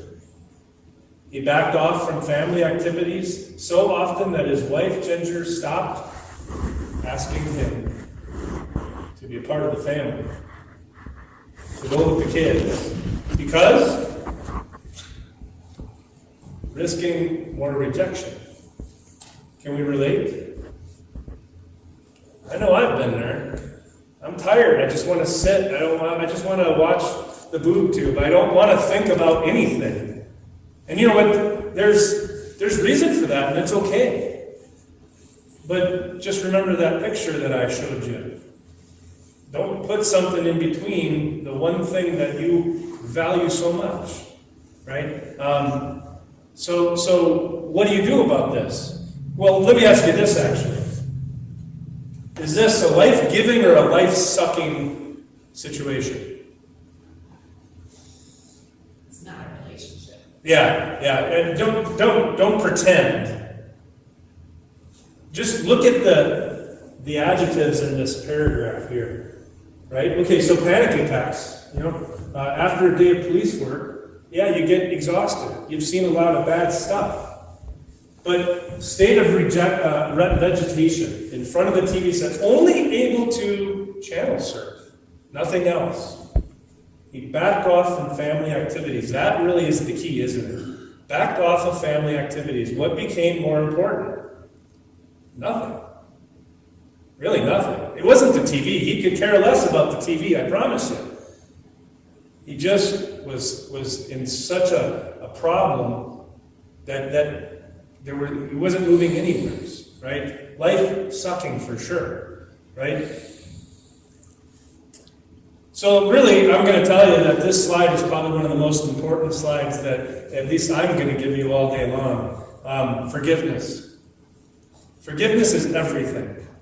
On the job, there's forgiveness. And you know what? I've seen you guys out there working. I've seen you, and I've seen it time and time again. Where, a bad guy disrespects you, disrespects the world, breaks the law, spits on you, does all these things. But guess what? I also see you react to them. And I don't see you reacting with, criticism or any of the other things that we talked about.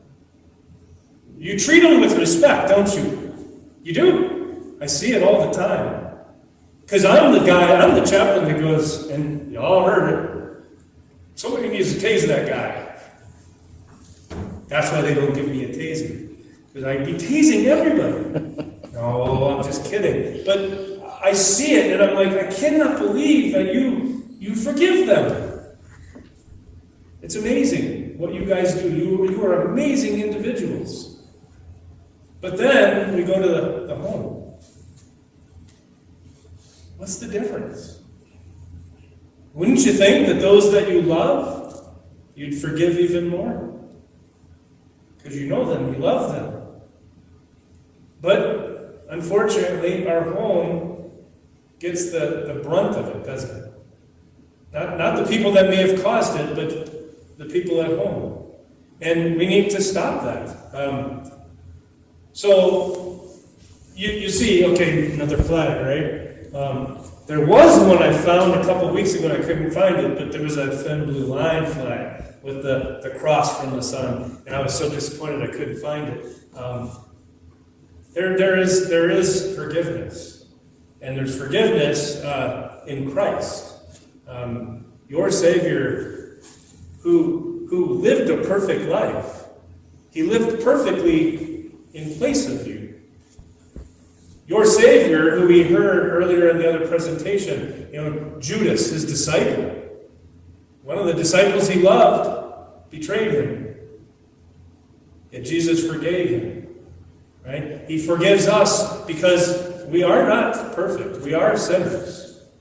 He forgives us, and he continues to forgive us. He died for us. Our sins are forgiven. And if there's one thing that we should walk away with is knowing that we are forgiven. We are forgiven children of God.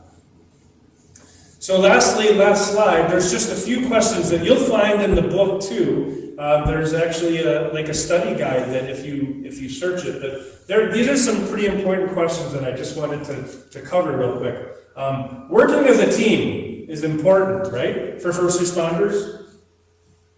If you don't work as a team, you're not going to get much done, are you? How do you create team in your relationship?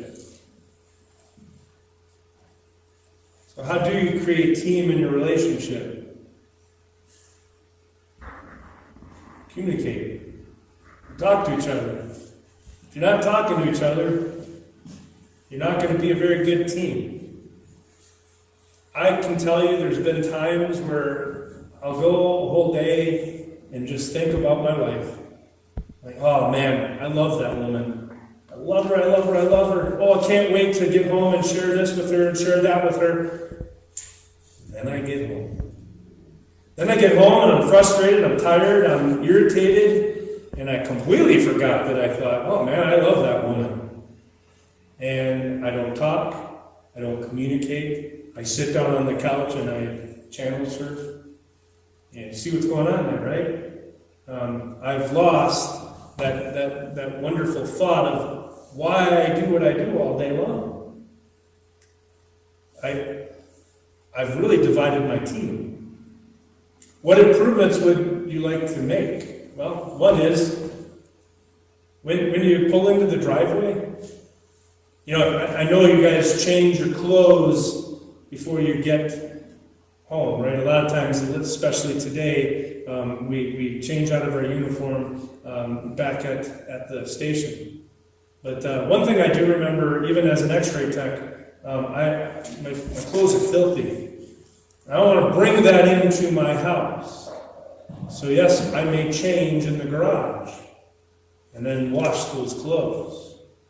Well, one good suggestion is to change your persona, change everything when you pull into that house, right? Take a minute, think about what's going on. Think about where you're going. This is your palace. This is where your queen sits. This is where your kids are, right? So you leave it outside in the garage, right? And you do go in, but you don't not talk. And that's really one of the biggest things I think in this conversation that we need to talk about is how do you be a cop and not tell your spouse or your loved one everything, and still be okay? Well, it's difficult. And again, we're not going to come with that answer tonight, but we need to communicate. You know, we've heard it multiple times. If you're feeling hurt, you need to talk about it, right? The support group or something like that. We need to do that, right?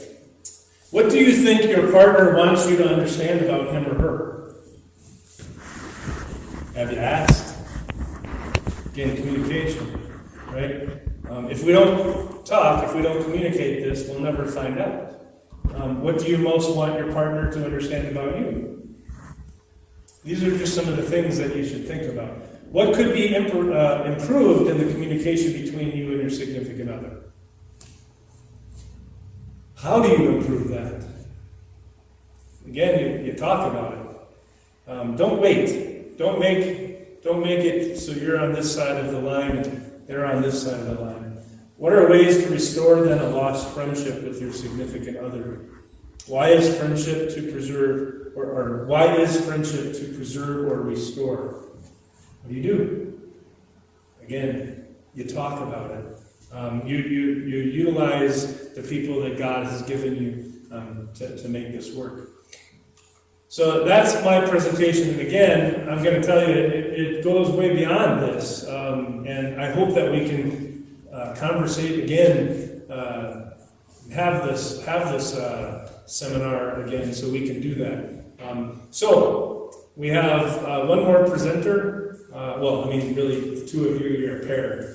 So I'll just have you guys come on up, and we probably won't take a break so we can keep going. I'll get your slides up. While we're getting this slide up, just to give you a little bit of thought about PTSD right away, I want to say that I'm not an expert. I'm not a psychologist. I'm not a sociologist. I'm not a special doctor of this. I don't have some great degree behind me. I simply have worked with it a bunch. I've trained in some areas in respect to this. I've had a chance to go to some longer seminars, or one I'll mention in the end is called The Pain Behind the Badge, done by an officer who struggled with PTSD, really saw it destroy his life, and then came back and now does presentations to officers, and it's something you could get into your precinct and present by an officer to officers. I got it through International Conference of Police Chaplains. It was excellent. So that's just one example of something that I've studied out there in the past. But post-traumatic stress. First of all, what is it? Well, I want to kind of take the word apart, first of all, and think about stress. Stress is I've had a crisis happen, and now I'm reacting to that crisis. So it might be a good or a bad crisis. So I had stress today in a really good way. I'm going to be talking to some awesome people, and I'm really excited about what I'm going to say to them today. And I'm going to have to get on an airplane. I'm going to go someplace and hope we get there in time. So there's some stress, but that was good stress. Other times it's a really bad thing going on, but that's an emotional reaction to something that's going on in your life. When it is bad and it is a critical situation that is a turning point that becomes such a bad crisis, then there are two ways that this can divide. And we can talk about that stress being, if we're talking Bible terms, being a trial, tribulation, and so on. When we talk about it in psychological terms, we probably use the word traumatic. It's a traumatic stress. It's a suffering, it's an adversity, there's deep pain probably involved. So traumatic, it's an injury that is physical, very possibly, almost always emotional, often spiritual. It's a struggle that you're going to have going on in your heart and your soul for some time, probably because of what's happening there. And when it's continuing after the fact, now it's become afterward. So post-traumatic stress, way after the fact that it's happened, you're continuing to have an ongoing emotional, physical, spiritual struggle with that crisis. That's post-traumatic stress. I said already it can be good or bad, and I'll not say more on that for now. What I do want you to get, though, is this top thing here, that it involves a situation that's out of your normal. We're not used to this situation, and that's part of why we may not handle it well. If we are used to it, it still could be something we struggle to handle, but typically we're not used to it. I'm not used to getting shot at. Even officers, I could say, aren't really used to getting shot at. You don't say, yeah, it happens to me every other day. No, it doesn't every other day. It's a huge thing when it happens, or when you have to pull that gun and shoot at somebody else, it's a huge thing. In your normal life, there's something that goes on that psychologists call talkback.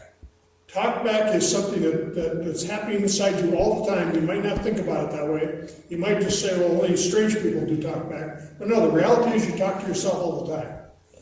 You do something and then you tell yourself that was good or that was bad, or I wish I'd have done this, or I wish I'd have done that, or if only I had done it this way, that might have had the outcome. That's talkback. You're doing this inside yourself talk. And very, very normal, very much part of our lives. But when that talkback is distorted, when it's twisted, now we have a problem. So here are some examples of twisted talkback. One is polarization. You make it only good, only bad all the time. Some families grew up that way. Another one, everything is bad. One psychologist I talked to called this awfulizing. Everything is always awful. You're always looking at the negative, always bad. And the third one, overgeneralization. It's always, you always do it, you never do it. Good way to fight it. Really good way to fight it.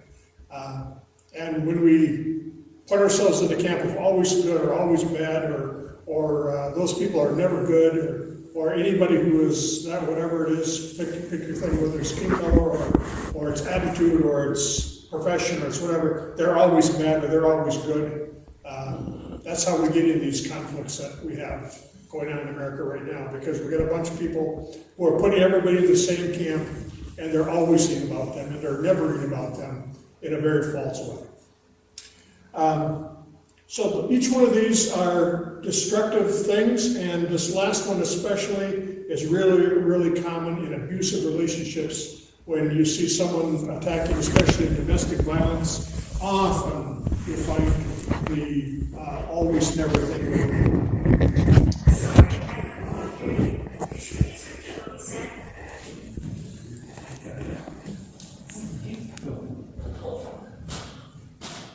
And one other thing I want to focus on here is self-esteem falls to the basement and is gone in this situation. It just destroys self-esteem. I'm going to talk about what I'm going to call self-esteem versus Christ-esteem, and I hope you'll get this, what I'm trying to say to you. Self-esteem is when I'm looking at myself and I'm evaluating myself by how successful I was today. Man, I went out and talked to those people. Wow, that was really good. Oh, I got back and realized that I forgot to put the drain plug in my car when I changed my oil, and I've destroyed my engine. That's really bad. Or whatever it is, up and down, up and down, up and down in our lives. We're struggling all the time with what we do right, what we do wrong. And so if we measure ourselves by my successes and my losses, I'm going to have a really bumpy life. God measures us by only one thing, and that's what Jesus did for you. He took your sins away. He forgave you. He called you his own. Every single day you're worth the blood of Jesus. Every single day you're worth that much to God. There's never a day when you're down in value. You're not like the stock market before your God. And if you understand that truth, man, can that be helpful in your life as you struggle with the other problems that are out there. Now to the brain, because PTSD involves the brain in a kind of a big way. There are all these big medical terms we're going to be looking at here, describing parts of the brain. I'm going to try to make it simple, because I'm not an expert, and simple works really well for me. So the thalamus is like a control tower. Think of it as a 911 receiving tower. It gets a message, 911, what's your problem? And passes it over to the thalamus and now reacts. The thalamus is an endocrine response, so it turns it into a chemical, electrical impulse that is so fast that it happens before we even know it's happening. The hippocampus translates and decides what should be done about it, and will continue to analyze it and send those analyzed information to the front of your brain that does the thinking, the frontal cortex. In the meantime, the amygdala is a part of your brain that is saying, I'm going to react right now, and until the front of the brain gets caught up. I'm going to either tell you right now to flee or to fight or to freeze. I'm going to do one of those things, but I'm going to do it right now until the rest of the brain can catch up. I'm going to be in command and watching over you until then. And so that's all going on in just a split second, and the front of the brain is catching up. And this is one of the reasons why when we see people are struggling with why did that happen or that happen in a situation, I don't see how he could have done that or she could have done that. Well, the front of the brain hasn't maybe even caught up yet. You have to do an instant reaction, and then the front of the brain catches up. And so there's that struggle between those two as you respond to a crisis. So rebounding, that control tower in microseconds is flooded with chemicals, and then the body immediately tries to either flee or fight or whatever it has to do, and then it gets processed by the CEO, you might say, the frontal section of your brain that figures it out and says, what should I do next? And that calms you down, that talks you down. That helps you look at it and say, man, I shouldn't react like that, or I really should do this, and now you begin to respond in that way that's good. Hopefully that's what happens. And then you return to finally at the bottom of that at rest position that once again you're calmed down, you're not in that high state of anxiety or action. So you can think of at rest situation, it's going to be like bouncing a basketball. If you think of, you spike a basketball, kaboom, and it goes way up, and then boom, ba-boom, ba-boom, ba-boom, ba-boom, ba-boom, ba-boom, ba-boom, and finally it basically stops, doesn't it? That's what happens to you every time you have a high stress situation. The basketball goes bang, and you're bouncing. And then it calms down, and this might take days, it might take weeks, it might even take a couple months for that basketball to stop bouncing, you might say, for you to get the calm down inside. And the best example I could give in my personal life is I think about getting rear-ended. Bam, all of a sudden I rear-ended, and I go through the process of what I had to do about having my car hit, and now I'm looking in the mirror when a car's coming behind me. Man, I just can't stop watching that rear mirror because is that next car going to do the same thing to me that other one did? And for a while in my life, I'm dealing with that, because this is happening in my life. Anytime that something major like that has happened in our lives, we're going to have that rebound situation like that where it's going to be a reactionary thing, and then it's going to keep calming down. Hopefully keep calming down as you grow past it. That's what we're hoping for. That's the normal. If the rebounding doesn't happen, that's when it gets serious. So the brain keeps flooding. There's emergency, 911, 911. And the amygdala is keeping on saying, go out and fight, or go out and run, or whatever it is. And it's at critical high level. And you're saying in your conscious part of your brain, no, I need to go to bed and sleep now. And that part of your brain said, no, you can't. And so you get this war going on inside you. That's often happening with PTSD. If this reaches a critical level, doesn't go away, it actually causes an injury to the brain. It's not just a silly thing that you can't get over in your head. That's how people sometimes think it is. And they say, just get over it. Just stop thinking that way. Just this, just that. Well, what if I said to you, you cut your leg open all the way to the bone? Well, just quit thinking about it. We never do that to somebody. And yet we do it with this one. And this too is an injury, a literal injury to the brain. And we can see the injury today. We can find it, we can see it. So I'm going to help you with that. One of the ways we can help PTSD is right-left brain thinking. Anything that translates from right brain to left brain seems to help and wash things out. So if you know anybody who's done CISM training, have you guys worked with that? CISM training, one of the things they will do, they're asking, tell us a situation, and so maybe I'm talking to Diane here and I'm asking her, tell me about the situation, and she's describing what happened, and the scene is getting really raw in her mind, and she's really struggling, and the next thing I'll say to her is, what color was the car? She's like, what? In essence, you gotta go across the other side of the brain and think about the color of the car, and you shut down the emotion a little bit. So with CISM, you literally can slow down the emotional dump and allow them to have time to process from one side to the other. Other ways you can process this is going for a walk. Cross-country skiing is excellent. Denver people, excellent. Swimming is excellent. Anything that's involving your body side to side helps you with processing things like this. Why it works, I don't exactly know, but I can tell you it works. It is one of the helpful tools that's out there. Doesn't work for everybody perfectly, but it certainly helps. It's a brain injury, I said to you already. You can think about it like a concussion. It's a real illness. They've been stressed, they're fearful. But now the danger is over and they're still feeling the stress because of it. And that stress might be there for a long, long time into the future. So here are some examples of what PTS does. Bad dreams, flashbacks of the original event, disturbing thoughts, avoiding places and activities that are reminders of the original event, feeling worried, guilty, sad, feeling alone, trouble sleeping, being on edge, especially in a crowd, having to give an angry outburst when you didn't even know you were going to do it, self-hurting. That might be alcohol, that might be drugs, that might be cutting. Often it's yourself that you're damaging, but it might be someone else as well. And typically it's yourself because you're angry with yourself because you didn't get over it. You feel this hurt, you feel like you should just be able to make this hurt go away. After all, I can fix other things in my life, why can't I fix this one? It becomes part of the stress actually that you struggle with, that you can't just make this, just quit. You're telling yourself to quit and it doesn't work. That's some of the things in regard to PTSD. So a victim of PTSD is probably going to be angry.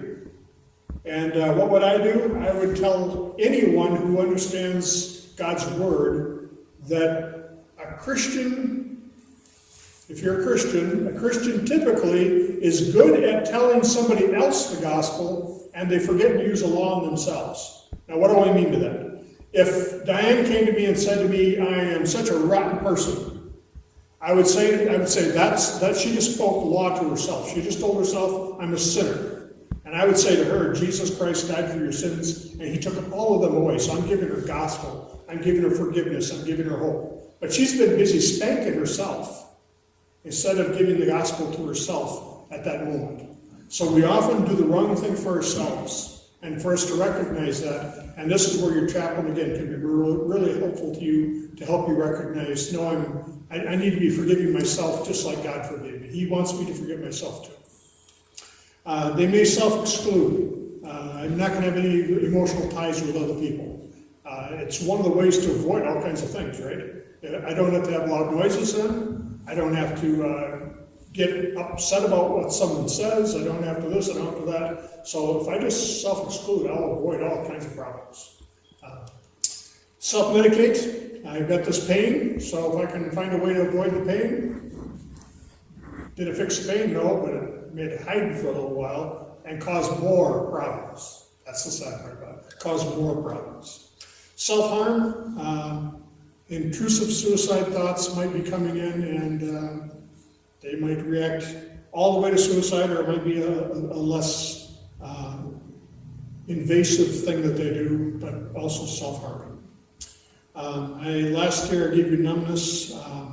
Numbness is often a real thing, and it can be in the fingers and toes, it can be your hands and feet, it can be more throughout your body than that. A physical, literal numbness.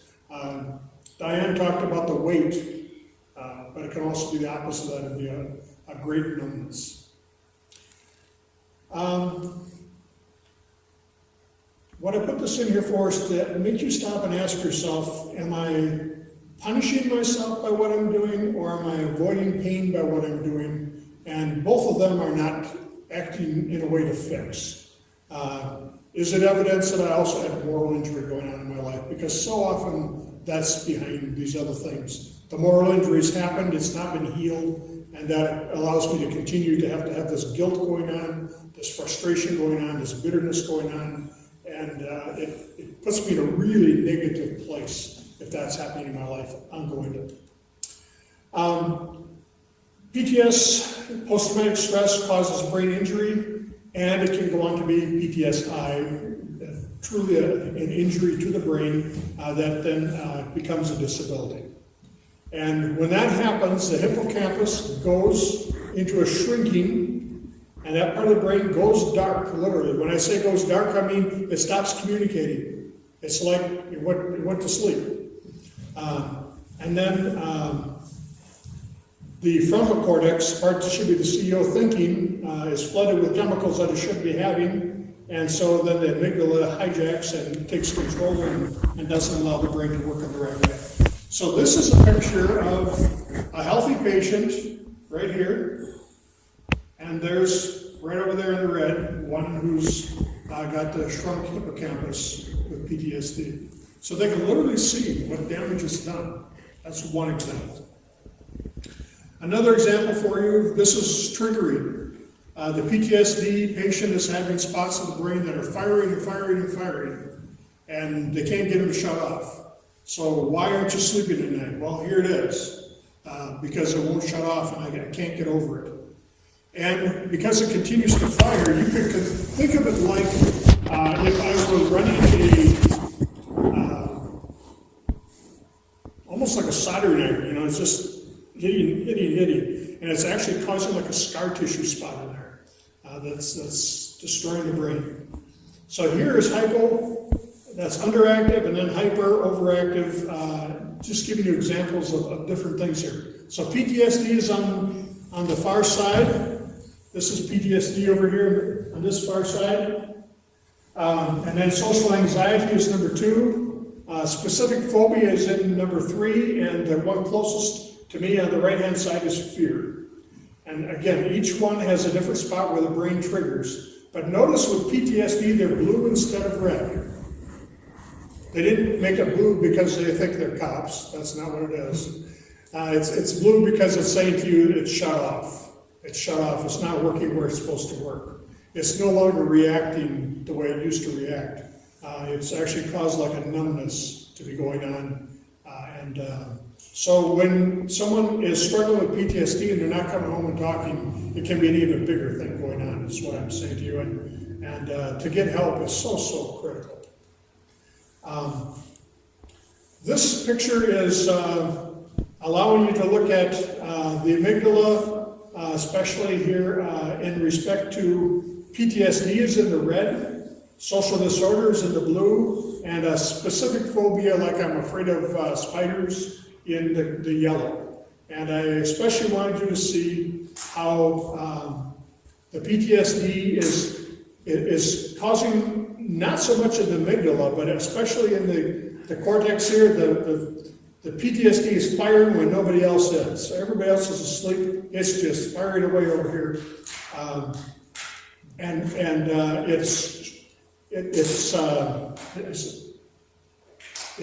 Because it continues to fire in a spot, it's shutting down the normal reaction thought process that it should have. I think is how I should say it. Okay, I took this already. I'm going to jump ahead of this. I'm going to jump here a little farther.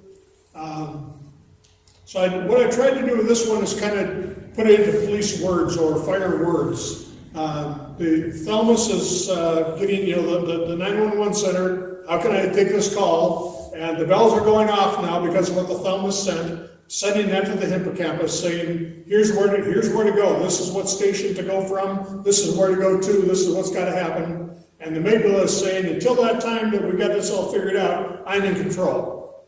So the amygdala is doing its thing. And the hippocampus is taking pictures, click, click, click, click, click, click, click, as fast as it can go. So, if I asked you, think back, and I could use Officer Ford as an example. I won't ask you to respond to this, but I could say to you, tell me what it smelled like where you got shot at, or describe for me the color of something.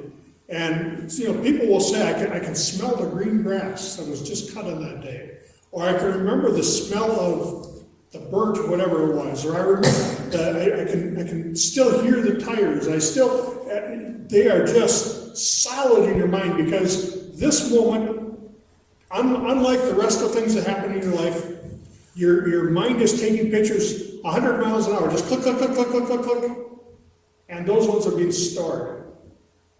Normally, your mind flushes them out again. Diane was talking about having me come with her to the doctor, and I was sitting there going, did I do that? I forgot to do that. Just because I wasn't under stress, I didn't need to remember that. I forgot. But ask me about what happened at the moment, this other tragedy happened, and now you can recall just detailed things. I talk to people who can describe just the detail. Maybe they had television, that's the only thing they saw, but man, they saw the little spot of just details. And they'll say often, it felt like time stopped, right? It's like it was in slow motion during that time. That's because of click, click, click, click, click, every second. Every second was being photographed over and over. And I'm not just talking about visual photograph, smell photograph, ear photograph, every sense photograph is being taken at the same time in this picture that's being taken by your brain. And it's being held there. And it comes back with PTSD over and over again. The CEO can be taken over and not be able to give its proper response. This is what we'd like to happen, but it doesn't always work. If this is hijacked, the amygdala keeps a loop and destroys the ability of the others to do their work. I've said that, I think, enough. Standard brain activation due to stress and then the failure to activate as a result of PTSD. The yellows are the standard brain, and the whites are the PTSD victim not firing in the same amount or the same way because the message isn't going to the frontal cortex in the same way. So when Diane said to you, when I was in my highest stress, I couldn't put a sentence together, that was a key example of that right there. That's a key example. It doesn't mean it's going to be that way for me forever, but right during that time of the highest stress, when everything's going wrong in life, you give me here's what's wrong with you, and here's a sentence that's 60 words long about what is PTSD, you're going to go, I can't even read the sentence. I can't even get what it is. I don't know what's going on there. I can't comprehend it. It has to be given to me in really simple words. So when we meet someone in that situation, we want our counseling to be really simple, really plain, really obvious, and to lead them out of that depth and into hope again in a very strong way. What happens emotionally and physically is what I'm trying to do with this one. The high anxiety, debilitating depression, pain so intense that they're going to look for any way they can get rid of the pain. And that's one of the things that can lead to suicide, that intense pain that's there. Instead of approaching each new day with optimism, with PTSD, it's really easy to get into it, feeling like everything's a threat, to be always looking over your shoulder.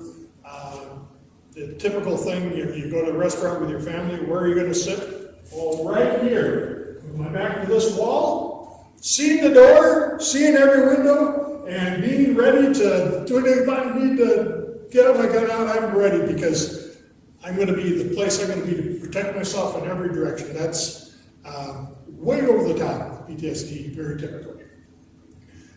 Then the risk behavior is the opposite.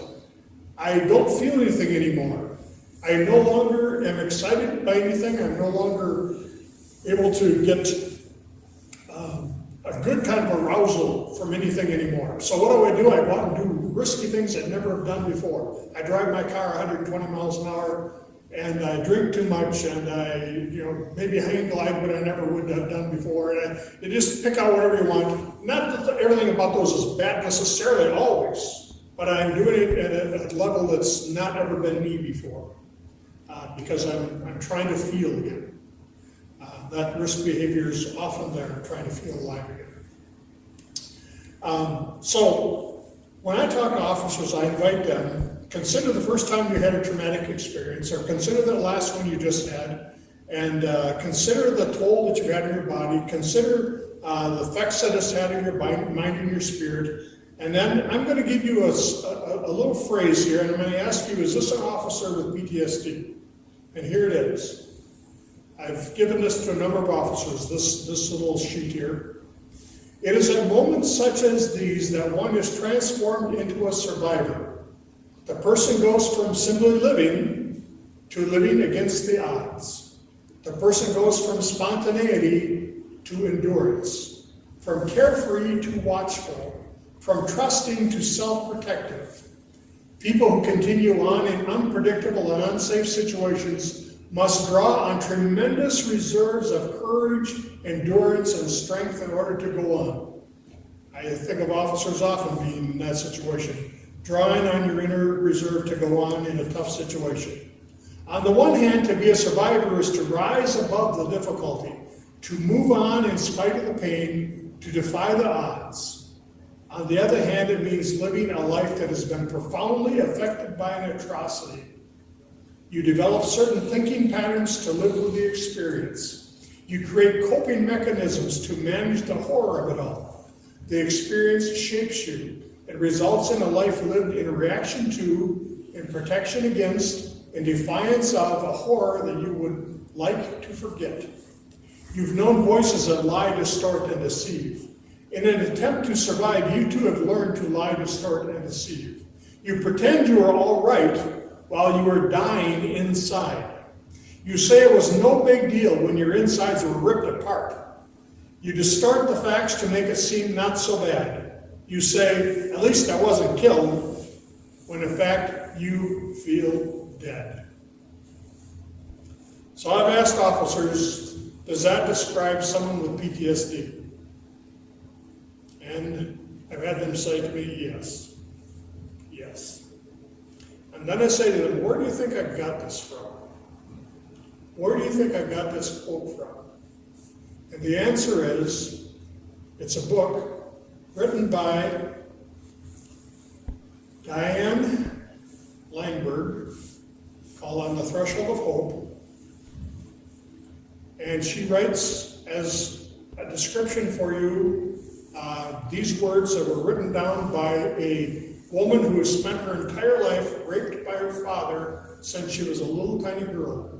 She's gone through that repeatedly all her young life into her adulthood.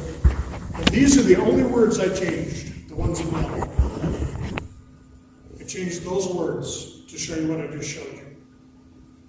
Now, what does that say? That says to you, on your job, I'm going to use the word rape now, on your job, you were emotionally raped over and over and over and over and over again by those moral injuries of what I should never have seen, by those situations of someone who acted in a way that should never treat an officer like that, or never treat a fireman like that, or never act in that way toward that other human being. I once was talking with an officer who he took out this picture. It's a picture of a girl who's 14 years old with a bullet hole in the front of her head. He slapped it down in front of me and he said, I want to talk to this mom and say to her, what were you thinking? Why didn't you have her home in bed? Feel a moral injury in him? That someone would let her daughter be in that position and that someone would treat that daughter like that? And now the daughter has a hole in her head and she's dead and she's in the morgue and he's the detective dealing with the case. And he's feeling just sick. Well, it's ripped his heart. And when this happens enough times, it changes you. It changes you. I can tell you about going out on a night I was on duty. I'm in my police vehicle. I always went to the late night roll call because I just felt like those officers had a tougher job than most of the other ones. So I'd go to the late night roll call, and there were the officers, and then I'd take this tour on the way home. I'm way on the east side of town where I live, so I'd make this big round tour around the town and back at my house. and stop and get gas at one spot, fill up the police van, and I get to the stoplight. There's a guy sitting there next to me, and the light turns green, and I drive away, and his car stays sitting there. And I'm looking back, realizing he's never moved yet, and I'm a whole block away. He's still just sitting there. So I come back around, park my car, go out and look, and he's laying over the steering wheel. And he's probably drunk or on drugs, but I don't know. It could be he's just had a heart attack. So I call it in, and they say, well, do we need to send an emergency vehicle? Or, is he just drunk or what? And I said, well, I don't know. His doors are locked. I think you should send the emergency vehicle.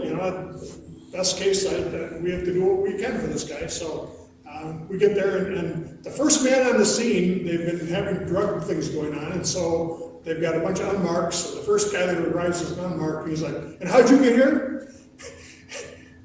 And I'm thinking, I'm in my uniform. I'm driving a police vehicle. But he was jaded enough by his job that he's wanted to ask me about what I'm doing there. And that just really struck me that he's gone through so much, so many times, that he's not going to assume that I'm okay. Maybe I'm part of the problem. And he's going to find out that too. He's going to make sure. And part of me felt sad about it. The other part of me thought, that's his life. That's where he's at. And I get it. I get the pain he's got.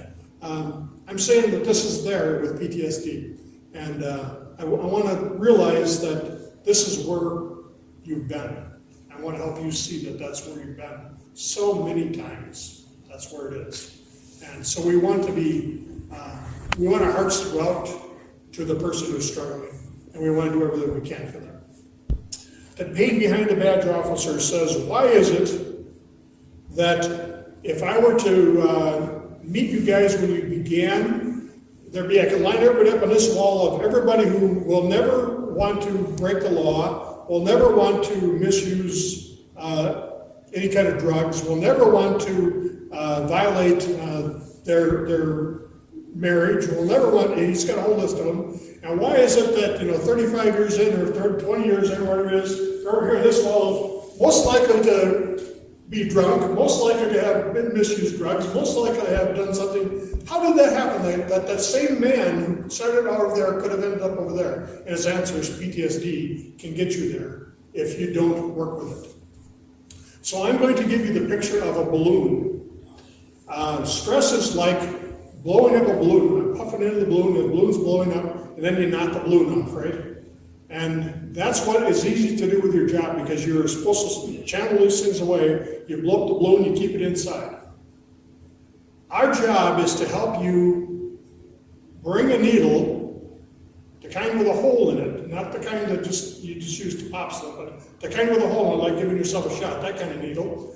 Take a needle and run it through the knot, because if I stick it inside the balloon, it pops. We don't want to pop it. We want to run through the knot with that little needle, and we want a little bit to be able to fizz out at a time and let that balloon go back down. That's what we're trying to do for you. Help you a little at a time, bring your stresses, bring your problems, bring your concerns, and let them just sizzle away. Sizzle away as you talk to each other and get hope and get peace and get comfort. And allow that to de-stress for you instead of being this kind of a situation in your life.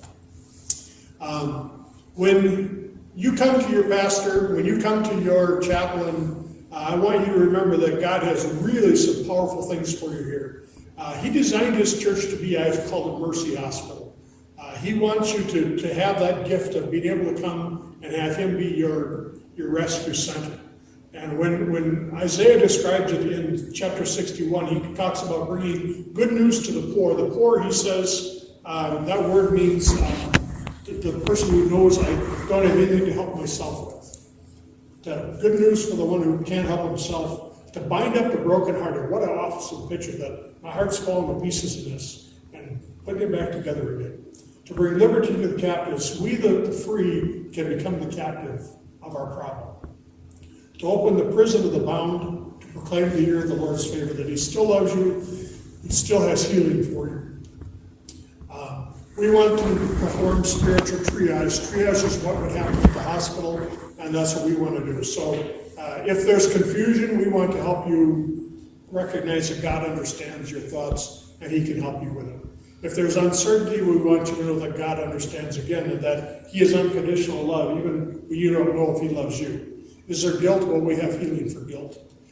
Is there hopelessness? Well, we have the perfect answer of a God who's always bringing you hope and peace and forgiveness and finally heaven. And so, one of the things we might struggle with as believers is, well, I told them the gospel once, well, we have to tell over and over again. That is, we have to keep bringing hope. Because a person with something like PTSD is going to struggle over and over and over and over again with this problem because it doesn't go away. It's a chronic, ongoing problem. And so we want to keep saying it really simply, because that's the only way they can hear it. We want to make sure that we treat it like we would hugs. We don't tell our loved one, I love you, and then go away. We give them a hug, and we don't just give them one hug. Let's say I gave them a hug back in 2007. No, we keep doing it, and in the same way, we want to keep giving God's hugs to God's people as well. So the competition, that's Satan himself. He's going to be fighting like crazy, and my own nature is going to fight against it, and I want to bring the hope that God has. So I'm going to try to say it in new ways that will be hopeful and helpful to people as they look at the struggle that they've got. These are just some examples in the Bible of ways that they told it differently. And I say that because I think sometimes we need to tell it differently to help the officer or the first responder be able to hear it. So there was a guy who was told the story of a sheep, and that's how he was brought to understand it. The prophet Nathan talked about a sheep, and he used it to talk to David. There was a lady who asked for water, and Jesus used it to talk to her and tell her that he cared about her. There was a man who went to prison, and his name was Paul, and he used it to talk to the men who were the big officers, you might say, in the world around him, and actually the high court of his day. And there are just all kinds of different ones like that. So what can we do? Well, don't forget your family, don't forget your friends, don't forget your church, and I especially want to again to say your support. Institutional Ministries is where I'm from. If you want more information about me, it's back there. Also, I have a moral injury tract for you back there I want you to have, and I want to allow your precinct to have them. Stand by your man. That's so important. Stand by your woman. Stand by the person who's struggling with this situation. And then my last one here, remember that it's not losing your mind. It's not that you've failed or something. It's something that happened to you. We don't call you a failure because someone shot a hole through your hand and your hand doesn't work as well as it used to. So I shouldn't call you a failure because someone has hurt your brain. And my last one here, get help where it's needed. And Christian Family Solutions is a group that we use as a counseling agency, but there are other ones out there as well. This next thing here, I want you to think about secondary PTSD. So if I'm talking to your family member, my concept to your family member is recognize that there's compassion fatigue that not only the officer has, but also the family member has as they deal with helping you. And then there is secondary PTSD, that is because you're struggling, they struggle with you. If you're watching your back, they're going to start watching their back with you.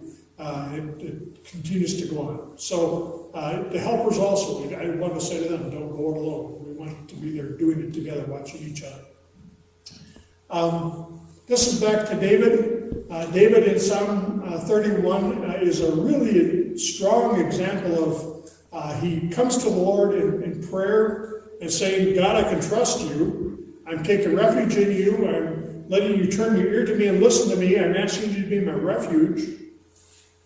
But then he's also saying, you always were there for me in the past. Every time I was in a problem, you always were there for me. And so that's the next portion that he praises. I've always seen you be there for me.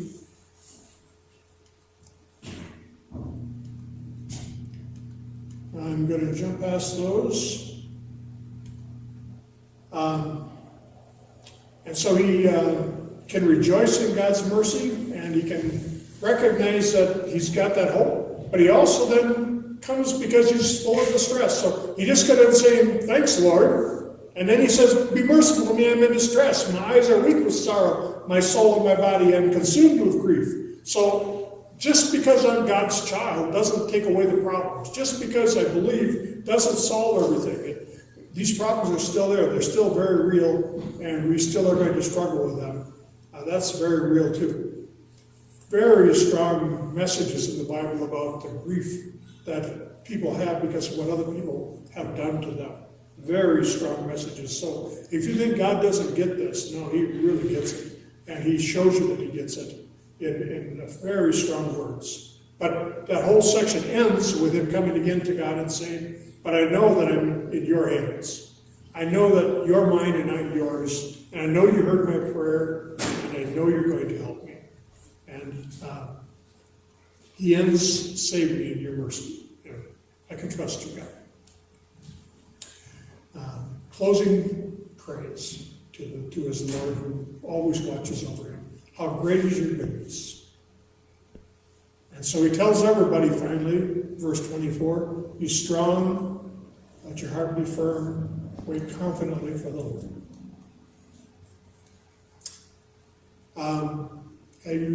I'm assuming you've all worked with 444 breathing or one of those types of breathing techniques. That's really, really helpful. If you haven't done that, I guess talk to me about it. I'm assuming you have. I already talked to the bilateral from side to side of the brain thing, and again, I want to encourage the support group.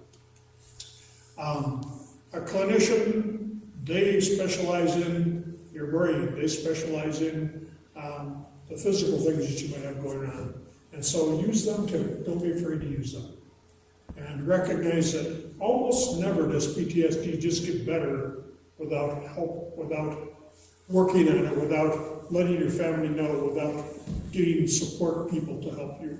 It doesn't just fix itself. Just like you don't have a broken leg and say, I'm just going to ignore it, it's going to go away. Same way here, don't just ignore it and think it's going to go away. Get help. And be patient. American concepts, anything that lasts more than 2 days is too long, right?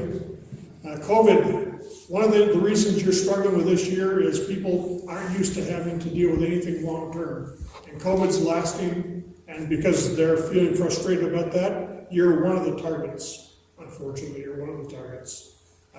It's not all political, it's not all other things. Part of it is emotions running high with the stresses of it, and they're using it on you. A list too. Long-term injury that's going to have a long-term fix. And there may be healing. It may not be perfect healing till heaven, but there may be healing. And expect it to be a longer haul and keep working with it.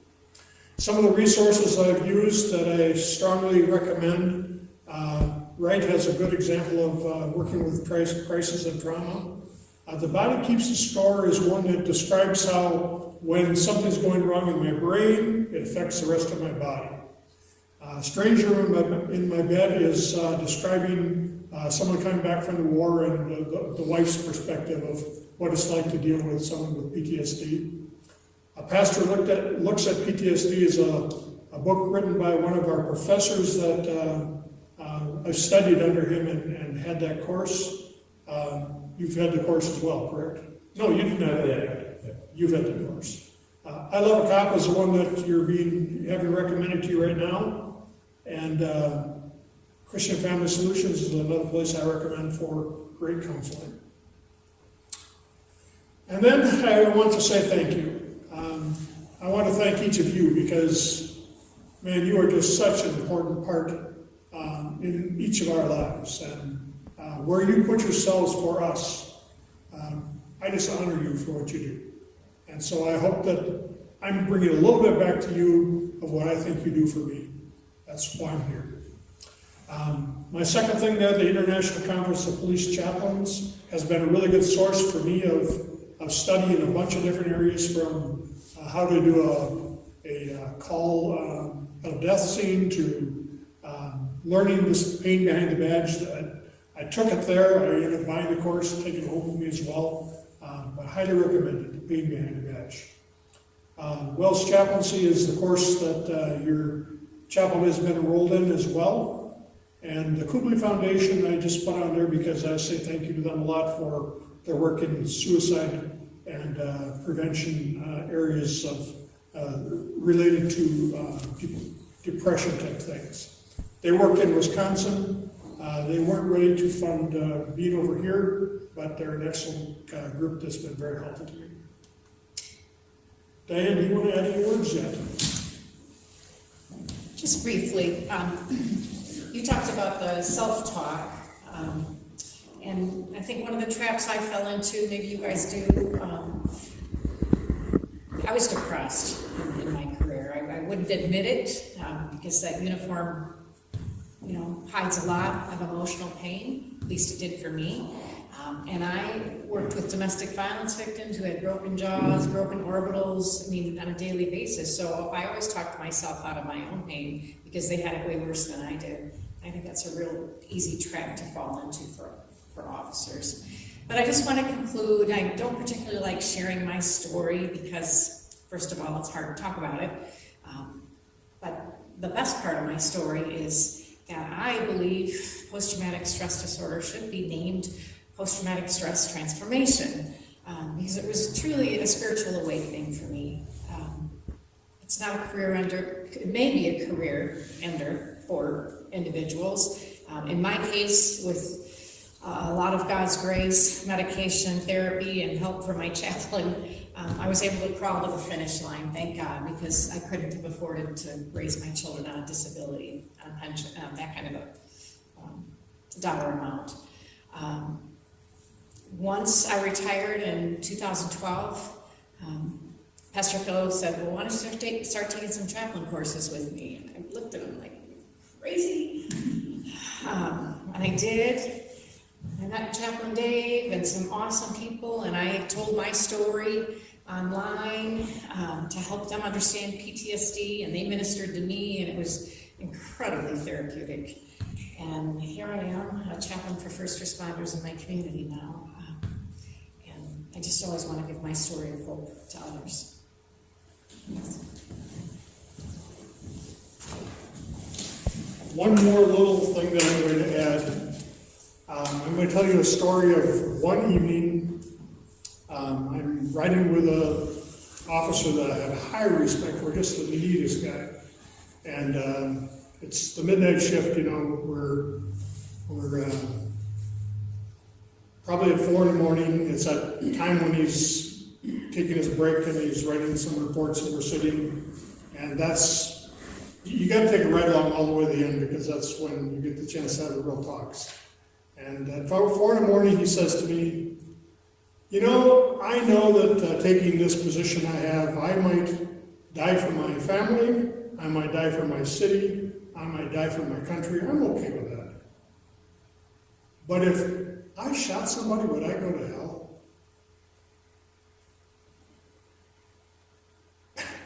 And my heart just broke for this guy, that he would go through his job from day to day actually being worried about, would I go to hell if I shot somebody? So I want you to know that there is a place called Romans chapter 13. And Romans chapter 13 tells you that the government, and you're part of the government when you're serving, is God's servant to handle his wrath upon wrongdoing. And that you are called by God to have that position and to do that work. And that you're doing God's work when you do that. When you do it properly, when you do it honestly, when you do it with the respect and honor that you've done God's work. And you never have to worry that what you've done is going to send you to hell. That's not what it's about at all. Just to understand that kind of stress is there in your job, for me, is just so eye-opening. And so, last thing I just want to say once again is thank you so much for who you are and what you do.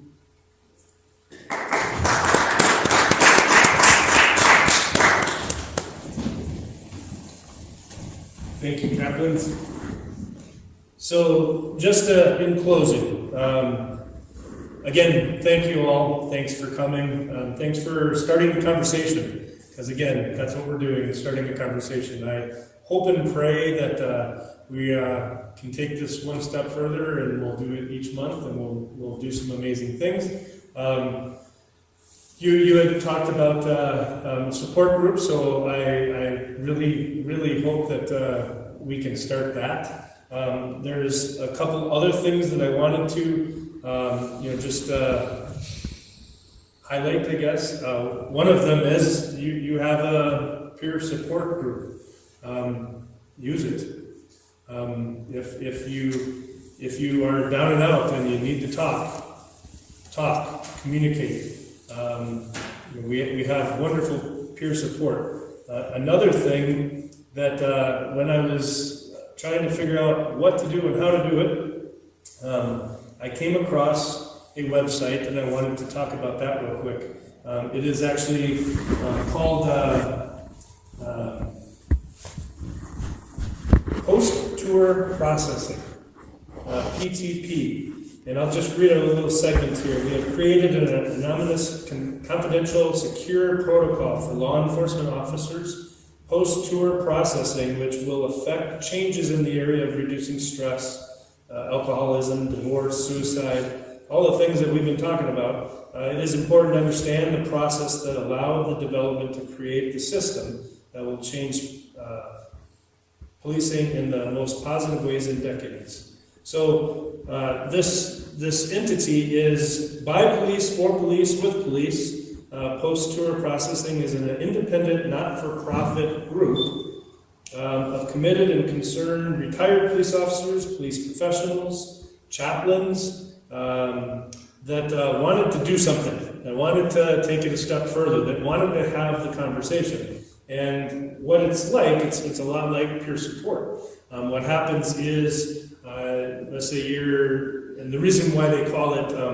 post-tour is you are coming off a really rough shift, and you're having a hard day. You can go and you can call this entity, and they will put you in touch with somebody, a counselor, somebody that will listen, somebody that will talk with you. And if there needs to be more said, then you can actually get transferred on to another one, and, until we need to go to the professional help kind of a thing. I have looked into it, I've taken the training, and I am going to be a counselor for this. So it's just one more way. And the nice thing about this is nobody knows, because you really are a number. So they give you are a number, you get connected to somebody that might be in Florida. So it's just one more way to have a conversation and be protected by that conversation. So if you need to know more about it, please talk with me. We'll talk more about the support group, and any other questions, you know how to get a hold of me. If you have any questions for the presenters, please come to me, talk to them, but I'll make sure that happens. And again, I just have to say thanks again for taking these steps with us. And with that, have a great night.